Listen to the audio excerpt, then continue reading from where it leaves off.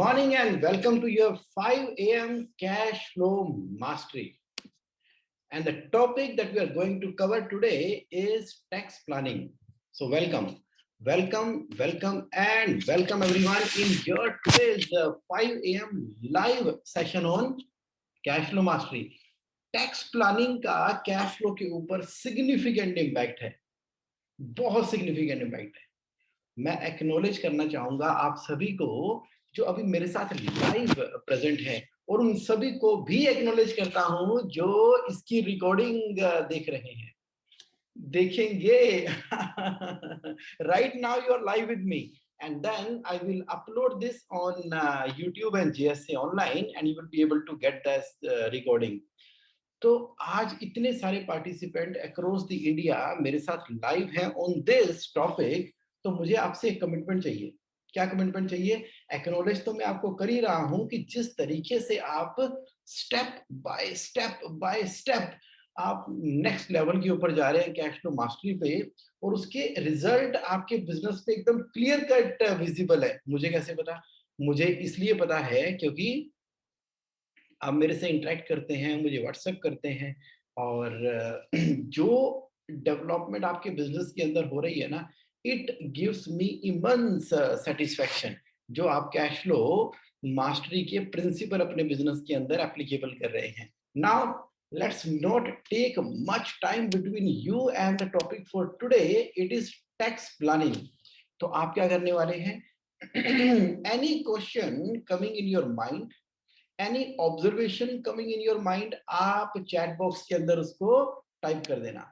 आप उसको chat box में टाइप करेंगे तो क्या होगा? I will be answering to your those question right away during the live session, and let's make it more interactive and useful. और जो रिकॉर्डिंग देखेंगे उनको तो बेनिफिट होने ही वाला है, क्योंकि आपके लाइव क्वेश्चन डायरेक्शन तय करते हैं। और मैं इंकरेज करता हूं कि आप जब लाइव पार्टिसिपेट करते हो ना 5 AM कैश फ्लो मास्टरी के अंदर, आ जाओ, उसका तो मजा ही अलग है जिस तरीके से आप पार्टिसिपेट कर रहे हो। Okay, tax planning.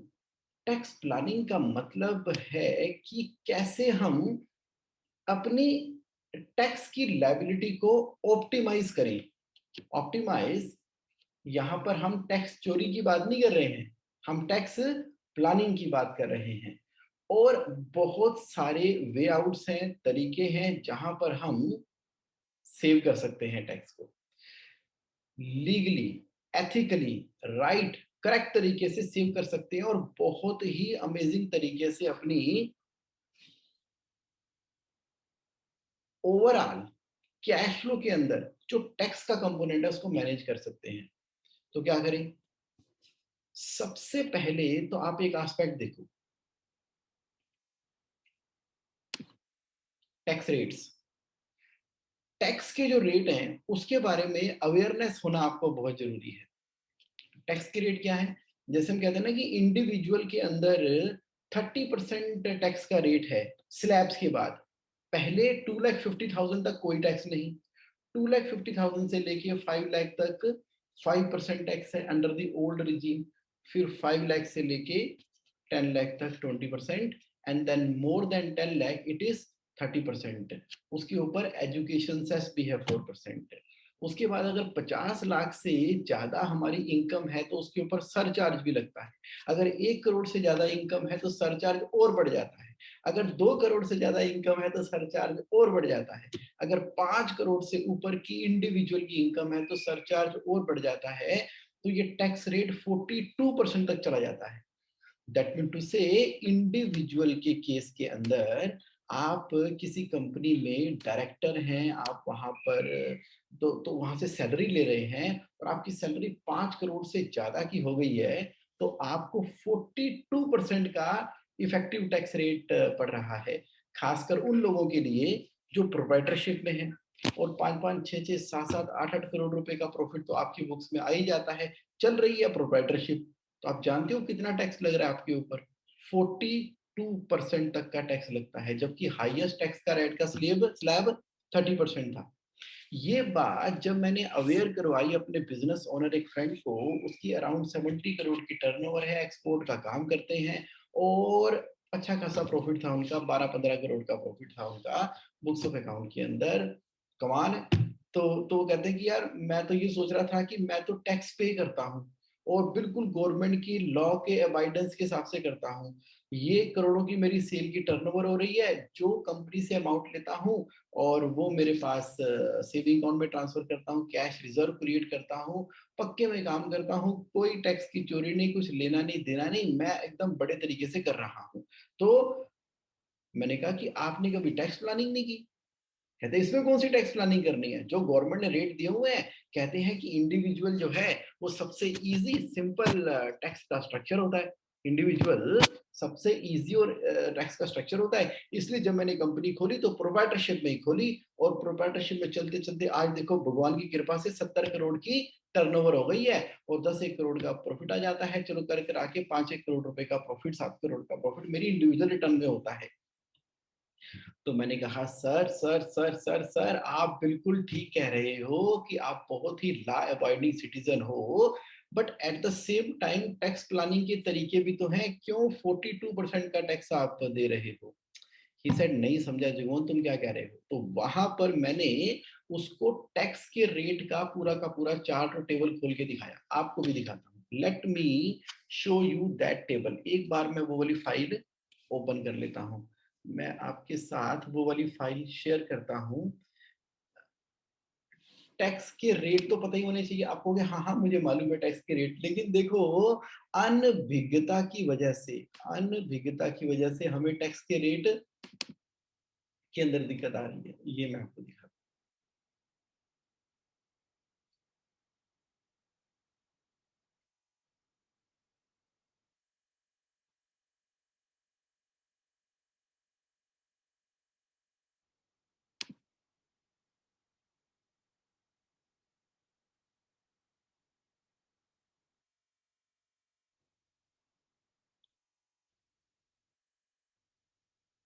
ये यहाँ पे एक सेकंड।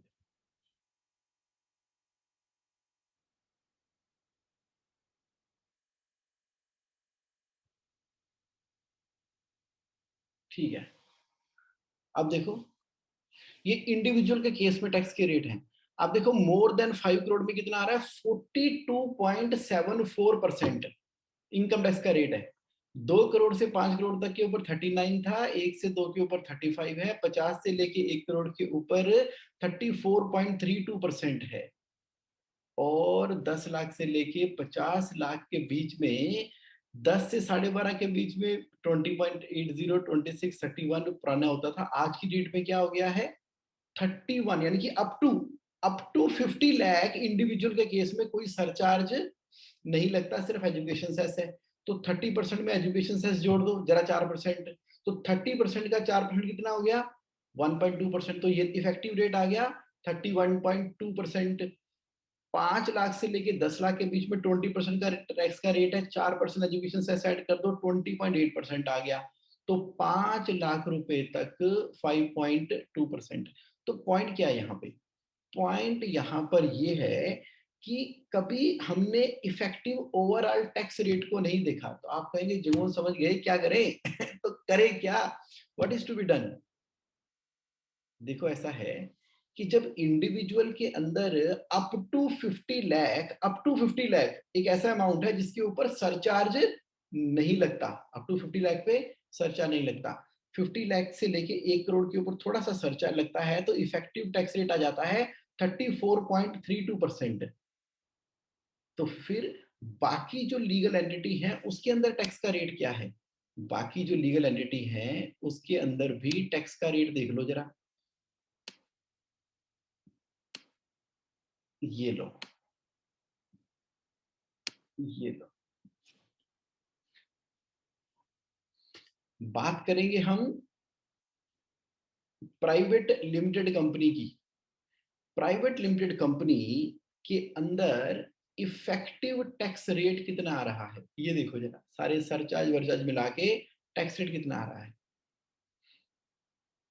29.12% का टैक्स का रेट है अगर मेरी टर्नओवर 400 करोड़ से नीचे है, 29.12% का।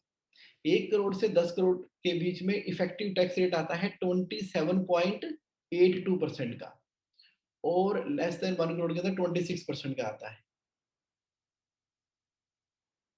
लेकिन अगर कंपनी की टर्नओवर चाहे 400 करोड़ से ज्यादा हो चाहे कम हो, अगर वो किसी भी तरह का कंसेशन नहीं ले रही, कोई नहीं ले रहा आज की डेट में वैसे, जैसे एटीआई एटीआईबी की कंसेशन होती थी, ओके, तो टैक्स इफेक्टिव रेट कितना आता है 25.17%, यानी कि बेस टैक्स रेट हो गया है 22%।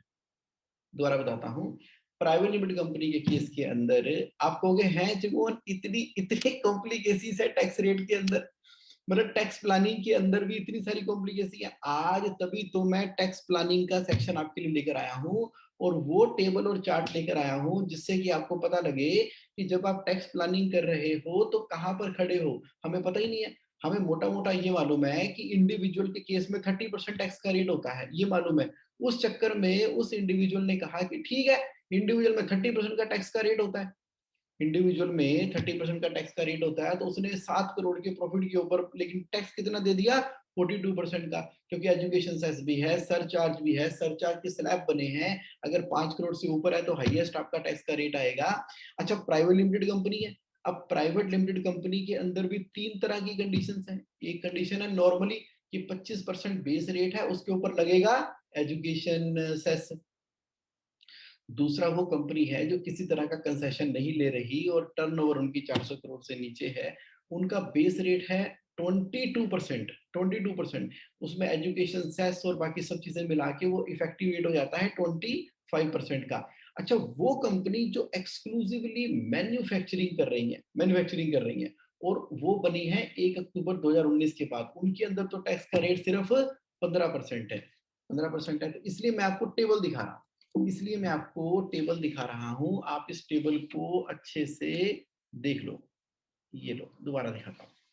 तो यानी कि in case of a private limited company जो कि मैन्युफैक्चरिंग कर रही है और उसका निर्माण 1 अक्टूबर 2019 के बाद हुआ है, आफ्टर 1 अक्टूबर 2019, कमेंसिंग मैन्युफैक्चरिंग बिफोर मार्च 31 2023, ये कंडीशन लगाई है। लेकिन पता क्या चक्कर है, ये बड़ी लिमिटेड कंपनियां हैं, बहुत कम कंपनियां हैं। वो तो वो कंपनी होगी जो कि बिल्कुल नई बनी हो, ऐसा नहीं है कि हमारी ऑलरेडी कंपनी चल रही हो और हम उसी कंपनी के सामने एक और कंपनी बना दें और उसके अंदर इसी की प्लांट एंड मशीनरी को ट्रांसफर कर दें। इसको बोलते हैं reorganisation of the existing company. उसके लिए नहीं ये एप्लीकेबल है। वो कहता है applicable for a company incorporated after October 1 2019, and वो नई कंपनी होनी चाहिए, रीऑर्गेनाइजेशन नहीं होनी चाहिए।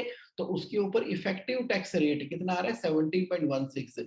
तो इसका मतलब है कि जनरली हमारी सारी कंपनियों के अंदर टैक्स का रेट क्या आएगा 25.17% आएगा। देखो इंडिविजुअल में कितना पहुंच गया था, इंडिविजुअल में हाईएस्ट टैक्स रेट चला गया था, हाईएस्ट टैक्स रेट चला गया था 42.74%।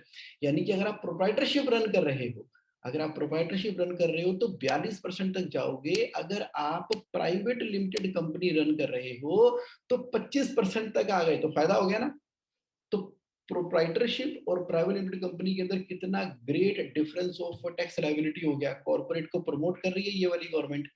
ओके, तो अगर बाकी अदर केसेस हैं जो एग्जामिशंस वगैरह भी लेते हैं, उनके लिए अगर 1 करोड़ से नीचे है तो 26%, 27.82% 1 करोड़ से 10 करोड़ के बीच में, क्योंकि सरचार्ज लग जाता है, और 10 करोड़ से ऊपर 29.12%। फिर भी किसी भी हालत में ये टर्नओवर नहीं ऊपर गई किससे, 30% से ऊपर टैक्स का रेट नहीं गया। अब आ जाओ तो एलएलपी के अंदर, भाई एलएलपी के अंदर सीधा सीधा जो बेस रेट है वो 30% है। एलएलपी में सीधा सीधा बेस रेट 30% है। अब सरचार्ज लगा लेते हैं, 1 करोड़ तक कोई सरचार्ज नहीं है तो 31.20 का रेट आ गया। अगर 1 करोड़ से 10 करोड़ का है तो आपका 33.38% आएगा। इन case of turnover more than 4, अच्छा 33.38% आएगा। और 10 करोड़ से ऊपर के लिए 34.94% आएगा। ये टैक्स के रेट पे क्यों इतना दबाव देके, इतना स्ट्रेस देके इतनी इतनी इतनी गहराई से आपको बता रहा हूँ। इतनी गहराई से मैं आपको इसलिए बता रहा हूँ कि आप जान लो कि स्ट्रक्चर कौन-कौन से हैं। इंडिविजुअल का स्ट्रक्चर है, पार्टनरशिप फर्म का स्ट्रक्चर है, जो एलएलपी और पार्टनरशिप फर्म के ऊपर सेम रेट लगते हैं, और प्राइवेट लिमिटेड कंपनी का स्ट्रक्चर है। तो अब हमें देखना है कि हमारा स्ट्रक्चर बना कौन सा हुआ है। इंडिविजुअल भी होना चाहिए, एलएलपी भी होना चाहिए, प्राइवेट कंपनी भी होना चाहिए। मैं तो ग्रुप कंपनी की बात करता हूं, तीनों के तीनों होने चाहिए। ओके, तो अब टैक्स रेट के अंदर ही इतना बवाल छपा हुआ है, तो आप कह रहे हो कि भाई थोड़ा सा बताओ। मैंने आपको ट्रिगर किया तो आपके क्वेश्चन आने शुरू हुए। तो आपने कहा कि live session always work as per my experience. बिल्कुल जी, लाइव सेशन में तो मजा आता ही है Ashwini ji, Rajendra Shukla ji. But in company we have to pay tax twice. Rajendra Shukla ji, कंपनियों में टैक्स 2 बार हमें देना होता है, ऐसा कहते हैं। देता कौन है बताइए? प्राइवेट लिमिटेड कंपनी जो क्लोजली हेल्ड है, कभी उसने डिविडेंड डिक्लेयर किया है? ये तो सिर्फ कहने की बात है। कंसल्टेंट सिर्फ डराने के लिए बोलते हैं कि देखो जी, पहले कंपनी में 25% टैक्स आएगा, उसके बाद आपको जो डिविडेंड डिक्लेयर करेंगे, जो डिविडेंड डिक्लेयर करेंगे वो इंडिविजुअल के हाथ में सेक्शन 56 के अंडर में अदर सोर्स की इनकम आएगी। आपके पास अदर सोर्स की इनकम आएगी तो आपकी इंडिविजुअल की इनकम के अंदर वो डिविडेंड ऐड हो जाएगा और आपको उसके ऊपर टैक्स देना पड़ेगा, तो डबल टैक्स हो गया। कभी दिया डिविडेंड आपने? राजेंद्र शुक्ला जी, कभी डिविडेंड डिक्लेयर किया प्राइवेट कंपनी से आपने? नहीं किया? किया? Very good, very good. तो आपने गलत किया। आपने गलत किया राजेंद्र शुक्ला जी, आपने गलत किया। इसका मतलब ये है कि अगर आपकी closely held private limited company है, closely held private limited company है, तो डिविडेंड क्यों डिक्लेयर करेंगे? डिविडेंड क्यों डिक्लेयर करेंगे? नहीं करेंगे। तो आप कहोगे फिर वहां से पैसे बाहर कैसे निकलेंगे? टैक्स प्लानिंग के वे आउट हैं, टैक्स प्लानिंग के वे आउट हैं। मैं क्या बोल रहा हूं आपका, मैं एक आज आइडियल टैक्स प्लानिंग का स्ट्रक्चर बनाने वाला हूं। ओके, आपने कहा आपकी closely held public limited company है, ठीक है जी। Closely held public limited company भी है, तो मैं आपसे तो 1 to 1 करना ही पड़ेगा मुझे। मुझे 1 to 1 करना ही पड़ेगा। जैसे मेरे क्लाइंट हैं, उन्होंने closely held public limited company बनाई, और जब मेरे से उनकी इंटरेक्शन हुई तो फटाक से उन्होंने closely held public limited company को closely held private limited company में कन्वर्ट कर दिया और उसके साथ में एक एलएलपी को अटैच कर दिया। भाई, क्लोजली हेल्ड भी है और पब्लिक लिमिटेड कंपनी भी है। तो अब मुझे आपसे समझना पड़ेगा कि आपने पब्लिक लिमिटेड कंपनी क्यों बनाई, और जब हमें पब्लिक इशू करना है, आईपीओ लेके आना है, वो तो किसी भी समय हम प्राइवेट लिमिटेड कंपनी को पब्लिक लिमिटेड में कन्वर्ट करके आईपीओ ला ही सकते हैं, लिस्टिंग कर ही सकते हैं। तो मैं आज पहले दिन से ही वो सारी की सारी कंप्लायंसेस क्यों बढ़ाऊं? राजेंद्र शुक्ला जी, बड़ा मजा आने वाला है। आप मेरे पॉइंट को नोट करना। मैं आज आपसे बात करने वाला हूं कि किस तरीके से आपको एलएलपी का स्ट्रक्चर रखना है। प्रिंसिपली एलएलपी का स्ट्रक्चर रखना है। एलएलपी के स्ट्रक्चर के अंदर टैक्स का रेट मैक्सिमम कितना जा रहा है? 30% का। इंडिविजुअल में कहा निकल गया था? 42% का। लेकिन साथ में मुझे प्राइवेट लिमिटेड कंपनी भी चाहिए, तो क्या होगा? प्राइवेट लिमिटेड कंपनी भी चाहिए, एलएलपी भी चाहिए, और इंडिविजुअल तो आप है ही हैं। तो आप कहोगे तीनों तीनों बनवाओगे जो? जैसे जैसे आपका बिजनेस एक्सपेंड करेगा ना, वैसे वैसे तीनों की रिक्वायरमेंट लगने वाली है आपको। जिनका ऑलरेडी बिजनेस बढ़ चुका है, टैक्स प्लानिंग के हिसाब से तीनों की रिक्वायरमेंट तो बनी चुकी है। लेकिन अगर आप बिल्कुल सिंपल चलना चाहते हो, बिल्कुल सिंपल, जैसे मेरा प्रोप्राइटर दोस्त चल रहा था, सिंपल, तो उसको कम से कम अपनी प्रोप्राइटरशिप को एलएलपी में तो कन्वर्ट कर ही लेना चाहिए। एलएलपी में कन्वर्ट करके सिंपल चलो और सारा काम बनता चला जाएगा। अब किस कंडीशन के अंदर हमें प्राइवेट लिमिटेड कंपनी रखनी है, कब हमें private limited company and LLP and individual as a director कब रखना है? आज सारे के सारे सीक्रेट ना आपके सामने मैं टैक्स प्लानिंग के अंदर अपने एक्सपीरियंस के बेसिस के ऊपर लाइव, भाई नेचुरल सी बात है, प्रैक्टिकली तो डे टू डे बेसिस के ऊपर मैं डील कर ही रहा हूं ना। जैसे आपके क्वेश्चंस आ रहे हैं, तो मैं उसको साथ साथ लूंगा। तो तभी मैं कहता हूँ कि 5 AM इतना प्रैक्टिकल एस्पेक्ट होता है, क्योंकि दिमाग के डीपर लेवल के ऊपर में थिंकिंग के लिए मजबूर करता है। और पॉइंट ऑफ व्यू है, देखो मेरे पॉइंट ऑफ व्यू है, आपके पॉइंट ऑफ व्यू है, and both are right in our point of view. तो आप मेरा पॉइंट ऑफ व्यू समझो, मैं आपका पॉइंट ऑफ व्यू समझ रहा हूँ, जो बेस्ट होगा उसमें आजमा लेना। अगर मेरे पूरे सेशन में से आपको 11 बातें पता लगी, 11 बातों में से आपने कहा कि मेरे काम की तो एक ही है, बाकी 10 मेरे काम की नहीं है, तो मत यूज करना बाकी 10 को, एक को कर लो जिससे बेनिफिट होता है। 11 की 11 बेनिफिशियल है तो सारी ले लो, 10 है, 5 है तो मोती चुन लो, जो मोती है उसको ले लो, जो नहीं पसंद उसको ड्रॉप कर दो। ओके, तो आपने कहा कि we have to pay tax when we declare dividend, तो इसकी तो डिविडेंड की तो बहुत शानदार प्लानिंग है, तो हम कोई डिविडेंड डिक्लेयर नहीं कर रहे और कोई टैक्स नहीं पे कर रहे, तो एकदम मस्त हो जाइए।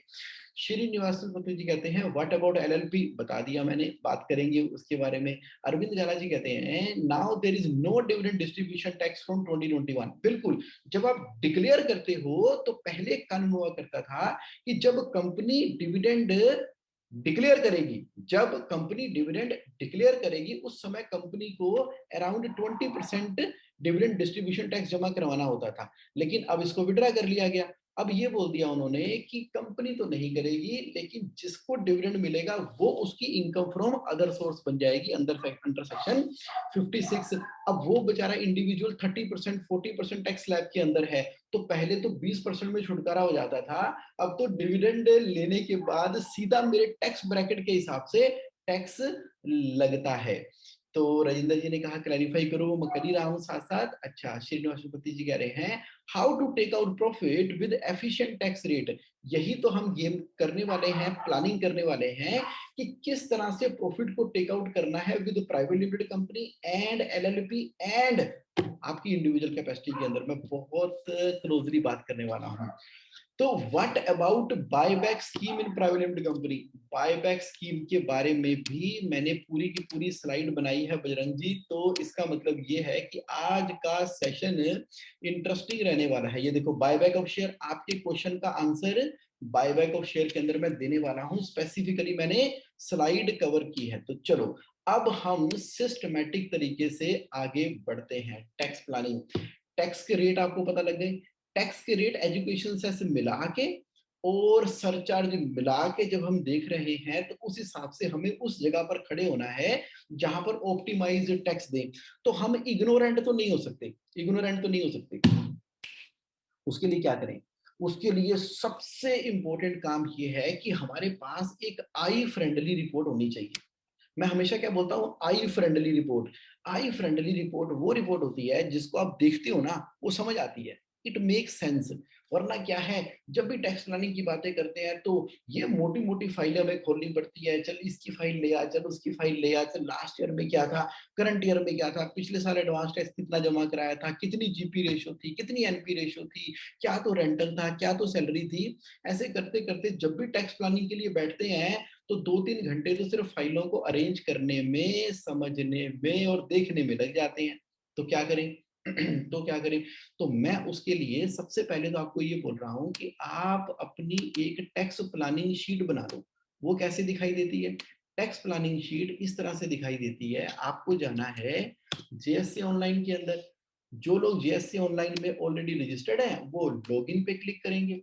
जो लॉगिन पे क्लिक करेंगे तो अपनी जीमेल वाली आईडी से आप जेएससी ऑनलाइन में एंटर कर जाओ, कर गए एंटर।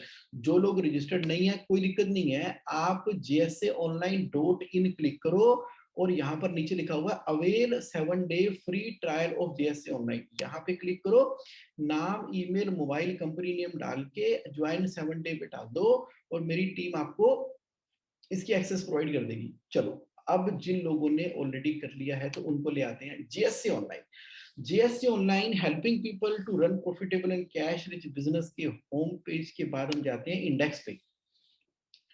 देखो जी, इस इंडेक्स में मैंने क्या दे रखी है आपके लिए, टैक्स प्लानिंग शीट दे रखी है। जैसे ही आपका इंडेक्स खुलेगा तो कंट्रोल F करके आपने टैक्स प्लानिंग शीट की, ये रहा 108, topic code 108 tax planning sheet. तो यहाँ पर वीडियो भी है और फॉर्मेट भी है। चलो सीधा का सीधा हम फॉर्मेट पे क्लिक करेंगे। फॉर्मेट पे क्लिक करने के बाद जैसे ही मेक ए कॉपी पे डाउनलोड करेंगे तो आपके पास ये लो जी टैक्स प्लानिंग शीट की आई फ्रेंडली रिपोर्ट एक ही पेज के ऊपर अवेलेबल हो गई है। ये आप अपने पास ले लो, डाउनलोड कर लेना। अभी मत करना, साथ-साथ मत करना, पहले समझ लो, बाद में सेशन के बाद में इसको देखते रहना। अभी पूरा फोकस करके आप सिर्फ और सिर्फ इसको देखो। देखो इसके अंदर क्या किया हमने टैक्स प्लानिंग शीट के अंदर, सबसे पहले ले लिया सीरियल नंबर। देखो लाइफ सिंपल है। जो चीज़ सिंपल होती है ना और समझ में आती है, वो हो जाती है। और जो चीज़ सिंपल नहीं होती, समझ में नहीं आती, वो हम उसकी तरफ इंटरेस्ट भी नहीं लगाते।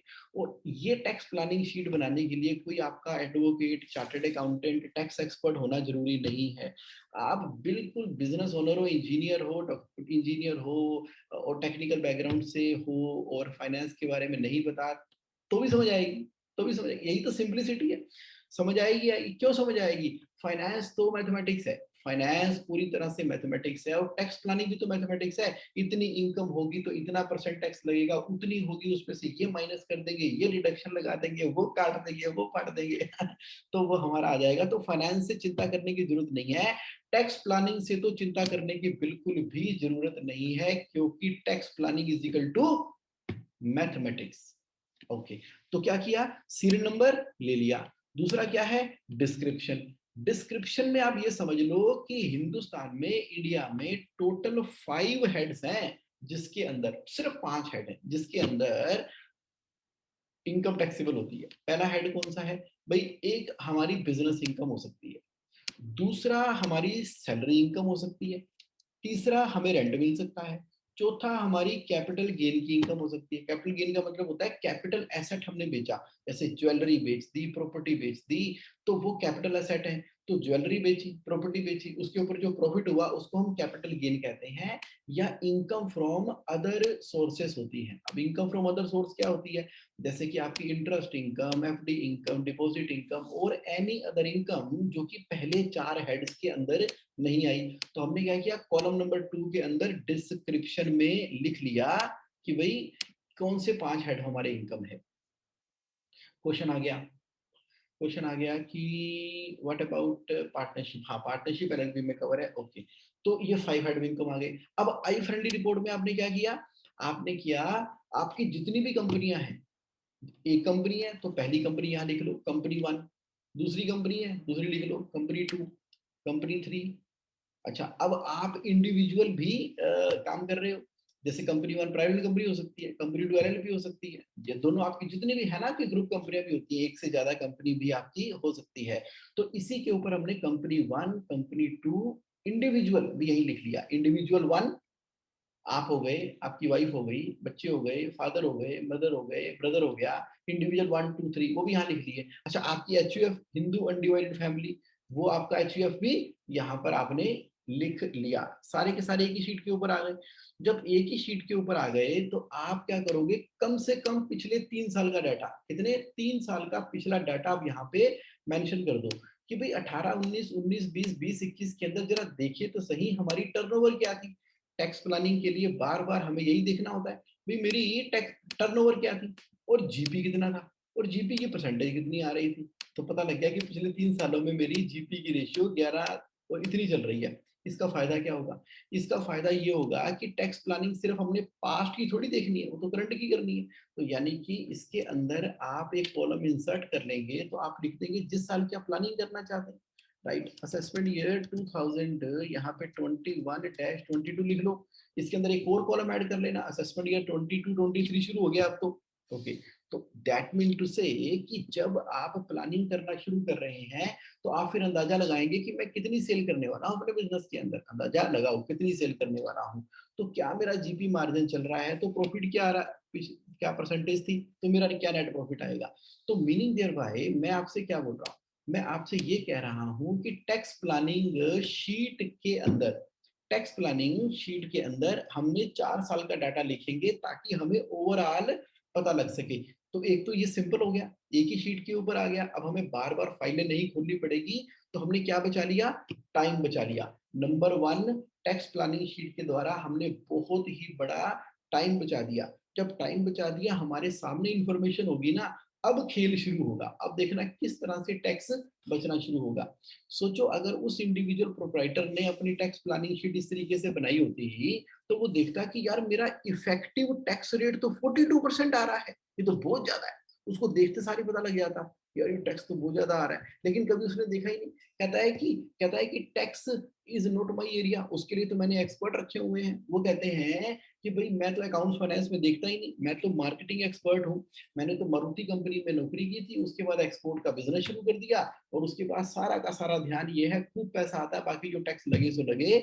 अगर उसने सिर्फ एक बार देख लिया होता तो कम से कम उसका 12% टैक्स तो बच ही जाता। 12% टैक्स बच जाता है। 1 करोड़ के पीछे 12 लाख, 5 करोड़ के पीछे 60 लाख, तो 60 लाख रुपए टैक्स बच चुका होता अगर वो टैक्स प्लानिंग शीट बनाता। पहली चीज तो होगी टैक्स रेट के द्वारा अवेयरनेस। दूसरी चीज हो गई कि आपने टैक्स प्लानिंग शीट बनाई, टैक्स प्लानिंग शीट बना के आपका समय बच गया। आगे बढ़ते हैं। तो आपने कहा कि एडवांटेज क्या है एचयूएफ का, पूरा बताऊंगा एचयूएफ का एडवांटेज, सेक्शन है उसके लिए। ठीक है। तो अब आपको पता लग गया मेरी सैलरी कितनी है, रेंट कितना है, कैपिटल गेन कितना है। अच्छा, ये शीट बनाने का फायदा ये होगा कि पता लगे कि कंपनी में प्रॉफिट आ रहा है, लेकिन आपके कुछ इंडिविजुअल ऐसे बचे हुए हैं जो कि 10 लाख से भी कम की इनकी रिटर्न जा रही है। क्यों भाई? भाई 10 लाख से कम की रिटर्न तो जानी नहीं चाहिए किसी भी इंडिविजुअल की। आपकी, आपकी वाइफ की, मदर की, फादर की, बच्चों की कैसे जा रही है 10 लाख से नीचे? भाई अगर कंपनी में प्रॉफिट है तो उनको सैलरी देंगे, उनको कंसल्टेंसी फीस देंगे, उनको रेंटल देंगे, कम से कम उनकी फाइलों को 10 लाख तक तो टच करवाएंगे ही करवाएंगे। आपका एचयूएफ खाली पड़ा हुआ है, भाई एचयूएफ को भी कम से कम 10 लाख तक तो टच करोगे ना आप, उसके अंदर भी बिजनेस करोगे। क्यों 30% वाला टैक्स स्लैब दे रहे हो? तो टैक्स प्लानिंग शीट बनाने का दूसरा मतलब ये हुआ कि जितनी आपकी फाइलें हैं वो सामने आ गई, और जिसमें जितनी जितनी इनकम होनी चाहिए उतनी उतनी इनकम उस फाइल के अंदर होगी ही होगी। मेरे एक दूसरे क्लाइंट है, उन्होंने कहा कि हाँ बाकी 3-4 लाख रुपए की रिटर्न चली जाती है बच्चों की और वाइफ की और ब्रदर वगैरह की, पेरेंट्स की तो हम नहीं भेजते। तो मतलब कोई बात नहीं, तो इस वजह से जो है मेरा ही होता है। मैंने कहा भैया इसको बराबर बराबर बर्तनों को भरो तो सही, कम से कम 10 लाख रुपए तक की तो भरो, ताकि टैक्स रेट आपका 20% स्लैब के अंदर आए। आप 30% के अंदर हो, सीधा 10% बचा दिया। आपने 8 लाख रुपए बाकी 4 फाइलों में ट्रांसफर किए। 8 क्यों? आपने 8 लाख इंटू 4, 32 लाख रुपए दूसरी फाइलों में ट्रांसफर किए, और 3,20,000 रुपए का टैक्स बच गया आपका सीधा सीधा। अमित जैन जी कह रहे हैं, Jagmohan ji what should be the age of child for tax filing? देखो ऐसा होता है, चाइल्ड बड़ा इंटरेस्टिंग टॉपिक है, चलो चाइल्ड ही ले लेते हैं अभी, टैक्स प्लानिंग शीट से ना चाइल्ड ले लेते हैं, क्योंकि मैंने अलग से प्रेजेंटेशन में कवर नहीं किया। देखो ऐसा होता है कि चाइल्ड जो होता है वो 18 साल तक उसकी जो भी इनकम फ्रॉम अदर सोर्सेस, उसकी जो भी इनकम फ्रॉम अदर सोर्सेस हो रही है चाइल्ड की, वो पेरेंट की इनकम में ऐड हो जाती है। मतलब बच्चे के नाम पे अगर आपने एफडी करा दी, एफडी के ऊपर इंटरेस्ट मिला, तो क्या वो इंटरेस्ट उस चाइल्ड के हाथ में टैक्सेबल है? नहीं, वो इंटरेस्ट टैक्सेबल होगा उस पेरेंट की इनकम के अंदर जिसकी ज्यादा इनकम है। तो इसको बोलते हैं क्लबिंग ऑफ इनकम। तो इंडिविजुअल अगर कोई है 18 साल से छोटा है, इंडिविजुअल कोई है 18 साल से छोटा है, वो चाइल्ड कहलाएगा, और उसकी इनकम उसके पेरेंट की इनकम में ऐड होगी। लेकिन लेकिन लेकिन क्या? लेकिन इनकम टैक्स एक्ट 1961 के अंदर ये भी प्रावधान है। क्या प्रावधान है? अगर उसके सेल्फ एक्वायर्ड स्किल की वजह से इनकम हो रही है, सेल्फ एक्वायर्ड स्किल की वजह से इनकम हो रही है, तो वो इनकम क्लब नहीं होगी। एग्जाम्पल दूं, बालिका वधू। बालिका वधू जो है, बालिका वधू एक टीवी सीरियल कर रही है, टीवी आर्टिस्ट है। अब टीवी आर्टिस्ट है तो ठीक है जी, तो उसको पैसे मिलते हैं सोनी की तरफ से या जो भी चैनल था उसकी तरफ से। तो क्या बालिका वधू में उसने अपना रोल परफॉर्म किया, उसकी उम्र 18 साल से कम की है, तो उसकी इनकम क्या फादर या मदर की इनकम में टैक्सेबल होगी? नो, वो उसी के हाथ में टैक्सेबल होगी, क्योंकि उसके सेल्फ एक्वायर्ड स्किल से हो रहा है। क्रिकेट खेलने के लिए गए और आपके बेटे ने दे चौके छक्के मारे, बड़े चौके छक्के मारे, और उसके बाद उसको मैन ऑफ द मैच भी मिला, मैन ऑफ द सीरीज भी मिला, सब कुछ मिल गया, और उसको 5 लाख रुपए का इनाम भी मिल गया, प्राइज मिल गया, उसको प्राइज मनी बच्चे को मिल गया। तो क्या प्राइज मनी फादर की इनकम में ऐड हो जाएगी? नहीं, उसने कमाई है। अच्छा, आपके बच्चे जो है स्कूल बैग की एडवर्टाइजमेंट करते हैं, स्कूल बैग की एडवर्टाइजमेंट करते हैं, गारमेंट की एडवर्टाइजमेंट करते हैं, डिफरेंट तरह की शर्ट्स पहनते हैं और वो पहन के एडवर्टाइजमेंट करते हैं और सामने वाली कंपनी उसको एडवर्टाइजमेंट मॉडलिंग के लिए पैसे देती है। तो वो बच्चे की इनकम क्या कहलाएगी? सेल्फ एक्वायर्ड इनकम कहलाएगी। तो वो किसके हाथ में टैक्सेबल होगी? वो बच्चे की अपनी इनकम होगी। समझ गए आप? Now you got the point. आपका बच्चा कमाऊ पूत है। आपके बच्चे ने एक सॉफ्टवेयर बनाया, खुद बनाया, सब कुछ किया, वो सॉफ्टवेयर बना के बेचा, सेल्फ उसने किया। तो क्या उसके सॉफ्टवेयर बनाने की इनकम आपकी इनकम में ऐड हो जाएगी? बिल्कुल भी नहीं। वो उसकी अपनी इंडिविजुअल में रहेगी। इसका मतलब ये है कि बच्चे कमाइयाँ करते हैं, बच्चे कमाइयाँ करते हैं, उन्हीं के हाथ में टैक्सेबल है। तो क्या पैन नंबर हम 18 साल के बाद ही अप्लाई कर सकते हैं? नहीं, बच्चा पैदा हुआ 1 महीने का है, कर दो पैन अप्लाई। तो पैन अप्लाई तो पहले दिन से हो जाता है। पैन नंबर लेने के लिए एज इज नो बार। इसका मतलब वो है कि चाइल्ड सेपरेट इंडिविजुअल एंटिटी है। तो क्या होता है, मेरे तो बहुत सारे जानकार हैं जिनके बच्चे वो बहुत करते हैं, मॉडलिंग बहुत करते हैं, मॉडलिंग करते हैं और सामने वाली कंपनी उनको पैसे देती है, तो वो उनकी सेल्फ एक्वायर्ड इनकम होती है। That is the answer to your question Amit Jain ji. Neeraj Katoria ji कह रहे हैं, नीरज जी कह रहे हैं what will be tax planning for child studying and earning abroad. देखो बच्चा तो बाहर ही पढ़ रहा है, बच्चा एजुकेशन ले रहा है, पढ़ ही रहा है, उसके एजुकेशन के ऊपर देखो, एजुकेशन के ऊपर देखो। अब बच्चा जो बाहर पढ़ रहा है उसके लिए तो बहुत ही एडवांटेज है। बाहर तो वैसे ही बड़ा कल्चर है, लोग कहीं ना कहीं काम करते ही करते हैं, बच्चे जो हैं बाहर काम करते ही करते हैं। तो बाहर जो भी काम करते हैं ना, बाहर जो भी काम करते हैं, मेरा एक क्लाइंट है, वो हमेशा ना यहाँ से पैसे भेजा करता था स्टडी अब्रोड के। ये 10 लाख, 20 लाख, 30 लाख, कहते कम से कम इतने तो भेजने ही पड़ेंगे, बच्चे की पढ़ाई का खर्चा है। मैंने कहा क्यों, आपका बच्चा वहां पे काम नहीं करता? तो कहते नहीं नहीं, अपना लाडो से पाला हुआ बच्चा है, कहाँ उससे काम करवाएंगे। मैंने कहा इनकम टैक्स में भी काम नहीं करता? कहते इनकम टैक्स में काम नहीं करता मतलब। तो मैंने कहा कि नहीं नहीं, देखो आजकल बच्चे बाहर गए हैं, उनको एजुकेट करो, उनको बताओ कि स्टडी का टाइम अलग होता है, प्रैक्टिकल ट्रेनिंग का टाइम अलग होता है। वहां पे कंपनी है, कॉर्पोरेट्स हैं जिसके अंदर वो काम करेंगे। मान लो आप ही की कंपनी है वहां पे, या आपके दोस्त की कंपनी है, जिसकी भी कंपनी है वहां पे, आपके जानकार की कंपनी है, तो उस कंपनी में काम करेगा वो, उस कंपनी में काम करेगा, उस कंपनी से उसको सैलरी मिलेगी, तो वो उसी के हाथ में टैक्सेबल होगी। और वैसे भी वो 6 महीने से ज्यादा बाहर है, तो ऑर्डिनरी रेजिडेंट तो रह नहीं गया।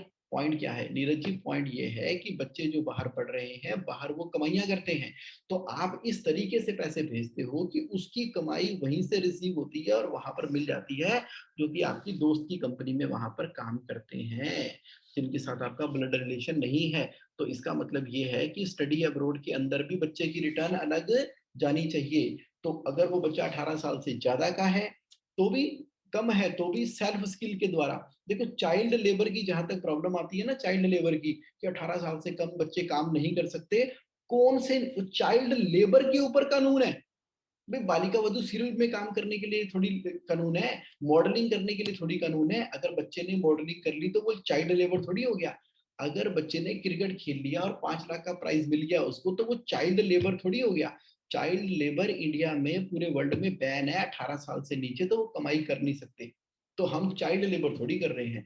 आजकल तो बच्चे बड़ी अच्छी अच्छी प्रोग्रामिंग, कंट्रोलिंग, मैनेजमेंट करते हैं। तो नीरज जी ने कहा कि we can maintain 2 IT returns, one there and one here. देखो वहां पर जो इनकम टैक्स रिटर्न जाएगी वो तो वहां के कानून के हिसाब से जाएगी। अगर आप अमेरिका में हैं तो अमेरिका में तो जिस स्टेट के अंदर है, न्यू जर्सी में है तो न्यू जर्सी के हिसाब से रिटर्न जाएगी। भाई फेडरल रिटर्न जाती है और स्टेट की रिटर्न जाती है। अगर बिजनेस करो तो, अगर नॉर्मली कर रहे हैं तो उसी सिटी स्टेट के अंदर, न्यू जर्सी में हमारा ऑफिस भी है ना न्यू जर्सी में, तो कोई दिक्कत नहीं है।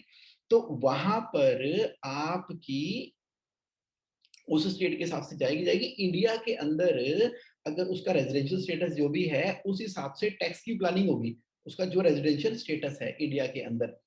तो यहाँ पर जो उसकी, क्योंकि अगर रेजिडेंशियल स्टेटस इंडियन है तो उसकी ग्लोबल इनकम टैक्सेबल है, यहाँ पर दिखाएंगे। लेकिन डबल टैक्सेशन अवॉइडेंस एग्रीमेंट की वजह से वहां पर जितनी इनकम अर्न की है वो इंडिया में टैक्सेबल नहीं होगी। तो दैट वे। तो इसलिए मैंने आपको क्या बोला, मैंने आपको ये कहा कि आपकी टैक्स प्लानिंग शीट होनी चाहिए, जिसका पहला कॉलम सीरियल नंबर है, दूसरा कॉलम डिस्क्रिप्शन है, पिछले 4 से 5 साल लिखे हुए हैं, कम से कम 3 साल लिखे हैं, ताकि आपको ट्रेंड पता लग रहा है कि किस कंपनी में कितना प्रॉफिट नजर आ रहा है, किस इंडिविजुअल में कितना प्रॉफिट नजर आ रहा है। तो यहाँ पर सबसे पहले हमने क्या देखा, ग्रोस टोटल इनकम। सबसे पहले देख लो ग्रोस टोटल इनकम कितनी आ रही है। ग्रोस टोटल इनकम अगर किसी भी दूसरी फाइल की 10 लाख से कम है तो उस फाइल में 10 लाख की इनकम तो होनी ही चाहिए थी, क्योंकि 10 लाख रुपए तक 20% का टैक्स स्लैब होता है। पहले 5 लाख रुपए तक 5% का स्लैब है, 2.5 से 5 के बीच में। न्यू टैक्स रिजीम के अंदर 5 लाख इंडिविजुअल के अंदर वो टैक्स ही नहीं है, तो कम से कम 5 लाख तो हो ना। सीनियर सिटीजन के केस के अंदर भी आप एडवांटेज ले सकते हो। उसके बाद ये देखो, एटीसी की डिडक्शन एचयूएफ को भी मिलती है, इंडिविजुअल्स को भी मिलती है। तो क्या सभी फाइलों में 1.5 लाख रुपए की एटीसी की आपने एग्जम्पशन ले ली है क्या? ये आपको देखने वाली बात है, ये आपको देखने वाली बात है भाई। करो, क्यों नहीं कर रहे? उसके बाद एक नया सेक्शन है, नया तो नहीं, थोड़ा सा पुराना ही हो गया, चलो, ATCCD2। ये ATCCD2 बड़ा अमेजिंग सेक्शन है, उसका नाम है एनपीएस। हाँ जी, national pension scheme. National pension scheme क्या होती है? अगर आप कंपनी के डायरेक्टर हैं, अगर आप प्राइवेट लिमिटेड कंपनी में हैं और कंपनी के डायरेक्टर हैं, दोबारा सुनो, अगर आप प्राइवेट लिमिटेड कंपनी में हैं और कंपनी के डायरेक्टर हैं और आपको सैलरी मिलती है और कंपनी जितना आपका एनपीएस जमा करा रही है वो आपकी सैलरी के 10% के बराबर एग्जॉम्प्ट है। मान लीजिए आपकी सैलरी 60 लाख रुपए है, 60 लाख का 6% कितना हो गया साल का? 6 लाख रुपए। तो 6 लाख रुपए का जो एनपीएस जमा करा दिया नेशनल पेंशन स्कीम के अंदर, वो 80CCT2 के अंदर एग्जाम हो जाना है। नहीं पता था? स्टडी करो, स्टडी करो, देखो, पता लगाओ। अगर आप प्राइवेट लिमिटेड कंपनी के अंदर हैं और एनपीएस क्यों नहीं कर रहे, 80CCD क्यों नहीं कर रहे, 2 करना चाहिए। करना चाहिए भाई, आपकी टैक्स फ्री इनकम वहां पर जनरेट हो रही है, और वैसे भी लॉन्ग टर्म सेविंग तो आपने करनी है। 25% safe investment, 25% risky investment, 50% real investment. Real का मतलब है रियल एस्टेट के अंदर। अब आपके 25% सेफ इन्वेस्टमेंट के हिसाब से एनपीएस तो बनता ही है। तो बनता है तो फिर आप क्यों नहीं कर रहे? पॉइंट क्या आ रहा है यहाँ पे? आज ऐसे ऐसे मैं गोल्डन नगेट आपको देने जा रहा हूँ। तो आपको एक तो सिंप्लीफाइड पता लग गया कि बहुत ही सिंप्लीफाइड टैक्स प्लानिंग शीट है। दूसरा आपको पता लग गया कि मुझे ग्रोस टोटल इनकम सबकी लेके चलनी है। तीसरा आपको लेके चलना है कि मुझे एटीसी की 1.5 लाख रुपए की 10 फाइलें हैं तो 15 लाख वहां सेव करूं, एटीसीसी डी का वहां पर सेव करूं, ताकि मेरा एडवांटेज निकल कर आए, एडवांटेज निकल कर आए।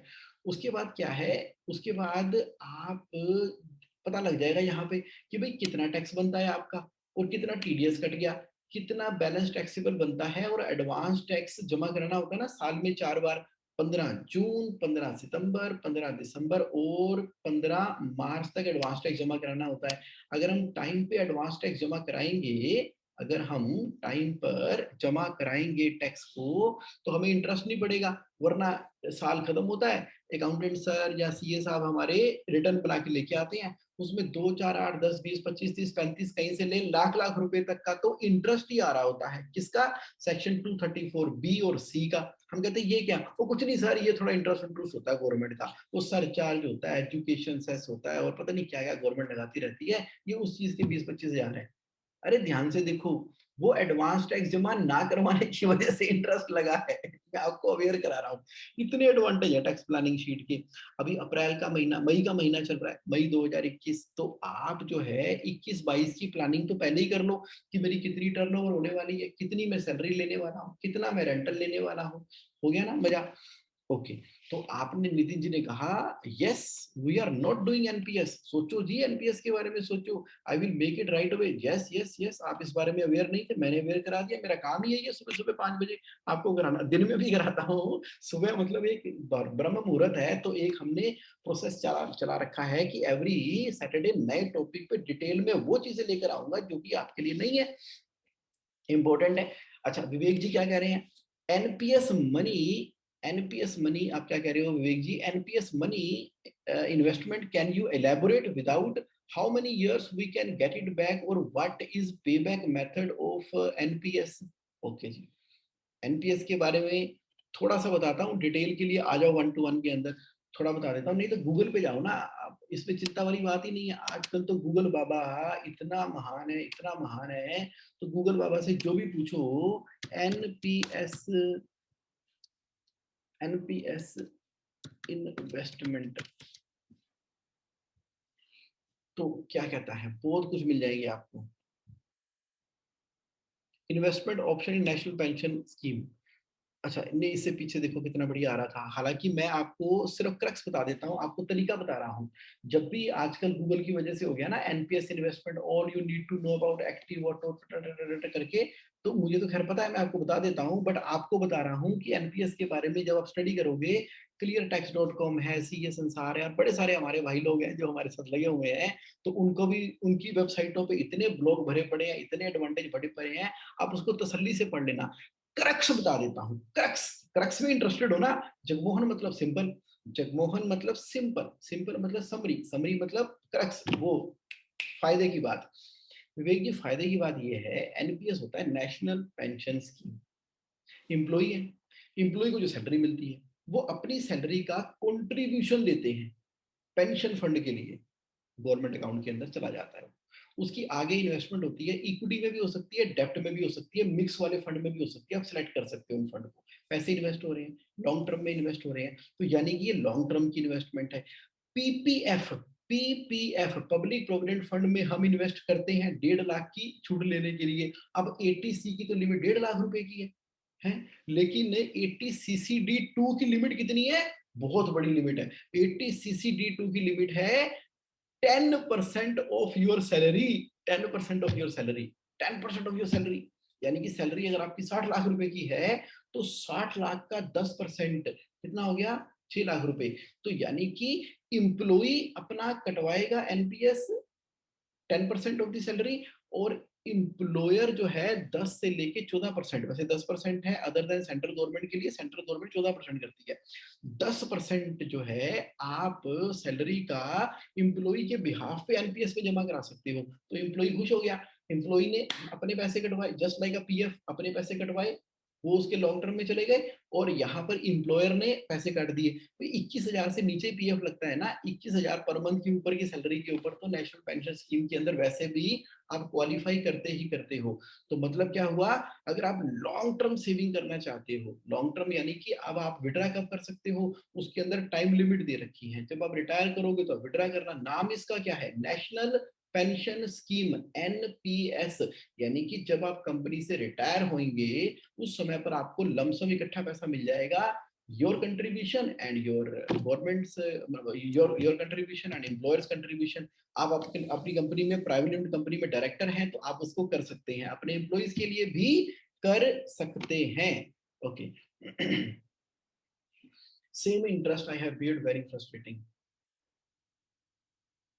Okay, NPS can you elaborate, अच्छा, तो यहाँ पर क्या है कि देखो, इंटरेस्ट जो मिल रहा है, इनकम मिल रही है, पिछले साल का जो इफेक्टिव रिटर्न आई है, पता है कितनी आई है इफेक्टिव रिटर्न, उसके ऊपर इफेक्टिव रिटर्न आई है 14% की रिटर्न आई है, 14% की। एफडी में कराओ तो कितने पैसे मिलते हैं, एफडी में कराओ तो पैसे मिलते हैं कोई 6%, 7% के, लेकिन एनपीएस के अंदर 14% की रिटर्न आई है, क्योंकि मार्केट वाले में लगा रखा है ना, मार्केट वाले में लगा रखा है। तो कोई फिक्स रेट नहीं है उसके ऊपर, वो तो आपके ऊपर है कि कौन सा फंड चूज करते हो। जैसे मेरी वाइफ है, उसका भी है, मैं आपको दिखाई देता हूँ लाइव, अपनी वाइफ का दिखाने में क्या दिक्कत है, ये लो पब्लिक डॉक्यूमेंट, लो जी लो, लो जी लो, ये लो, ये लो, ये लो, आपको दिखा देता हूँ, क्योंकि आज टैक्स प्लानिंग वाली क्लास हो रही है, जो नई नई चीजें आपको पसंद आ रही हैं, तो आप ले लो पूरे तरीके से, पूरे तरीके से ले लो। चलो अभी नहीं दिखा रहा मैं, अभी इसमें ढूंढने में टाइम लगना लग जाए, let me check, let me check, let me check very very fast. तो मैं आपको एनपीएस का एक बार दिखाई देता हूँ, ताकि आपकी तसल्ली हो जाए, अच्छे से तसल्ली हो जाए, आपको 5 AM में पूरी तसल्ली मिल जाए।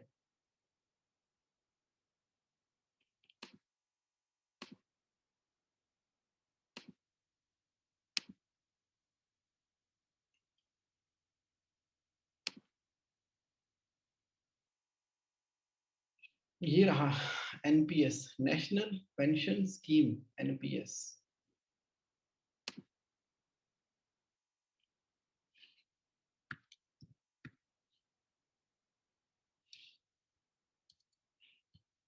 लो जी, लो जी, देखिए जी, इस तरह से नेशनल पेंशन स्कीम के अंदर जो आप इन्वेस्टमेंट करते हो उसका स्टेटस नजर आता है। अब देखो, अभी तक की क्यूमुलेटिव रिटर्न कितनी चल रही है, बड़ा करके दिखाऊं, ये देखो। अभी तक की क्यूमुलेटिव रिटर्न 9.96 चल रही है। चलो भगवान की कृपा है, शेयर मार्केट चल रही है, हमने एडवांटेज करके डाल रखा है। 9.96 चल रही है। और रिटर्न ऑन इन्वेस्टमेंट कितनी आ रही है, पिछले साल में 14.34% की रिटर्न आ रही है। तो ठीक है, एक तरीके से एनपीएस भी हो गया, इन्वेस्टमेंट भी हो गई, गवर्नमेंट की हो गई। और हमने फंड भी कौन से चुन रखे हैं, देखो, एक चुन रखा है SBI pension fund central government का, यूटी रिटायरमेंट सोल्यूशन फंड वो कर रखा है, और LIC pension fund central government का हमने किया हुआ है। तो आप किसी भी तरीके के फंड को चूज कर सकते हो।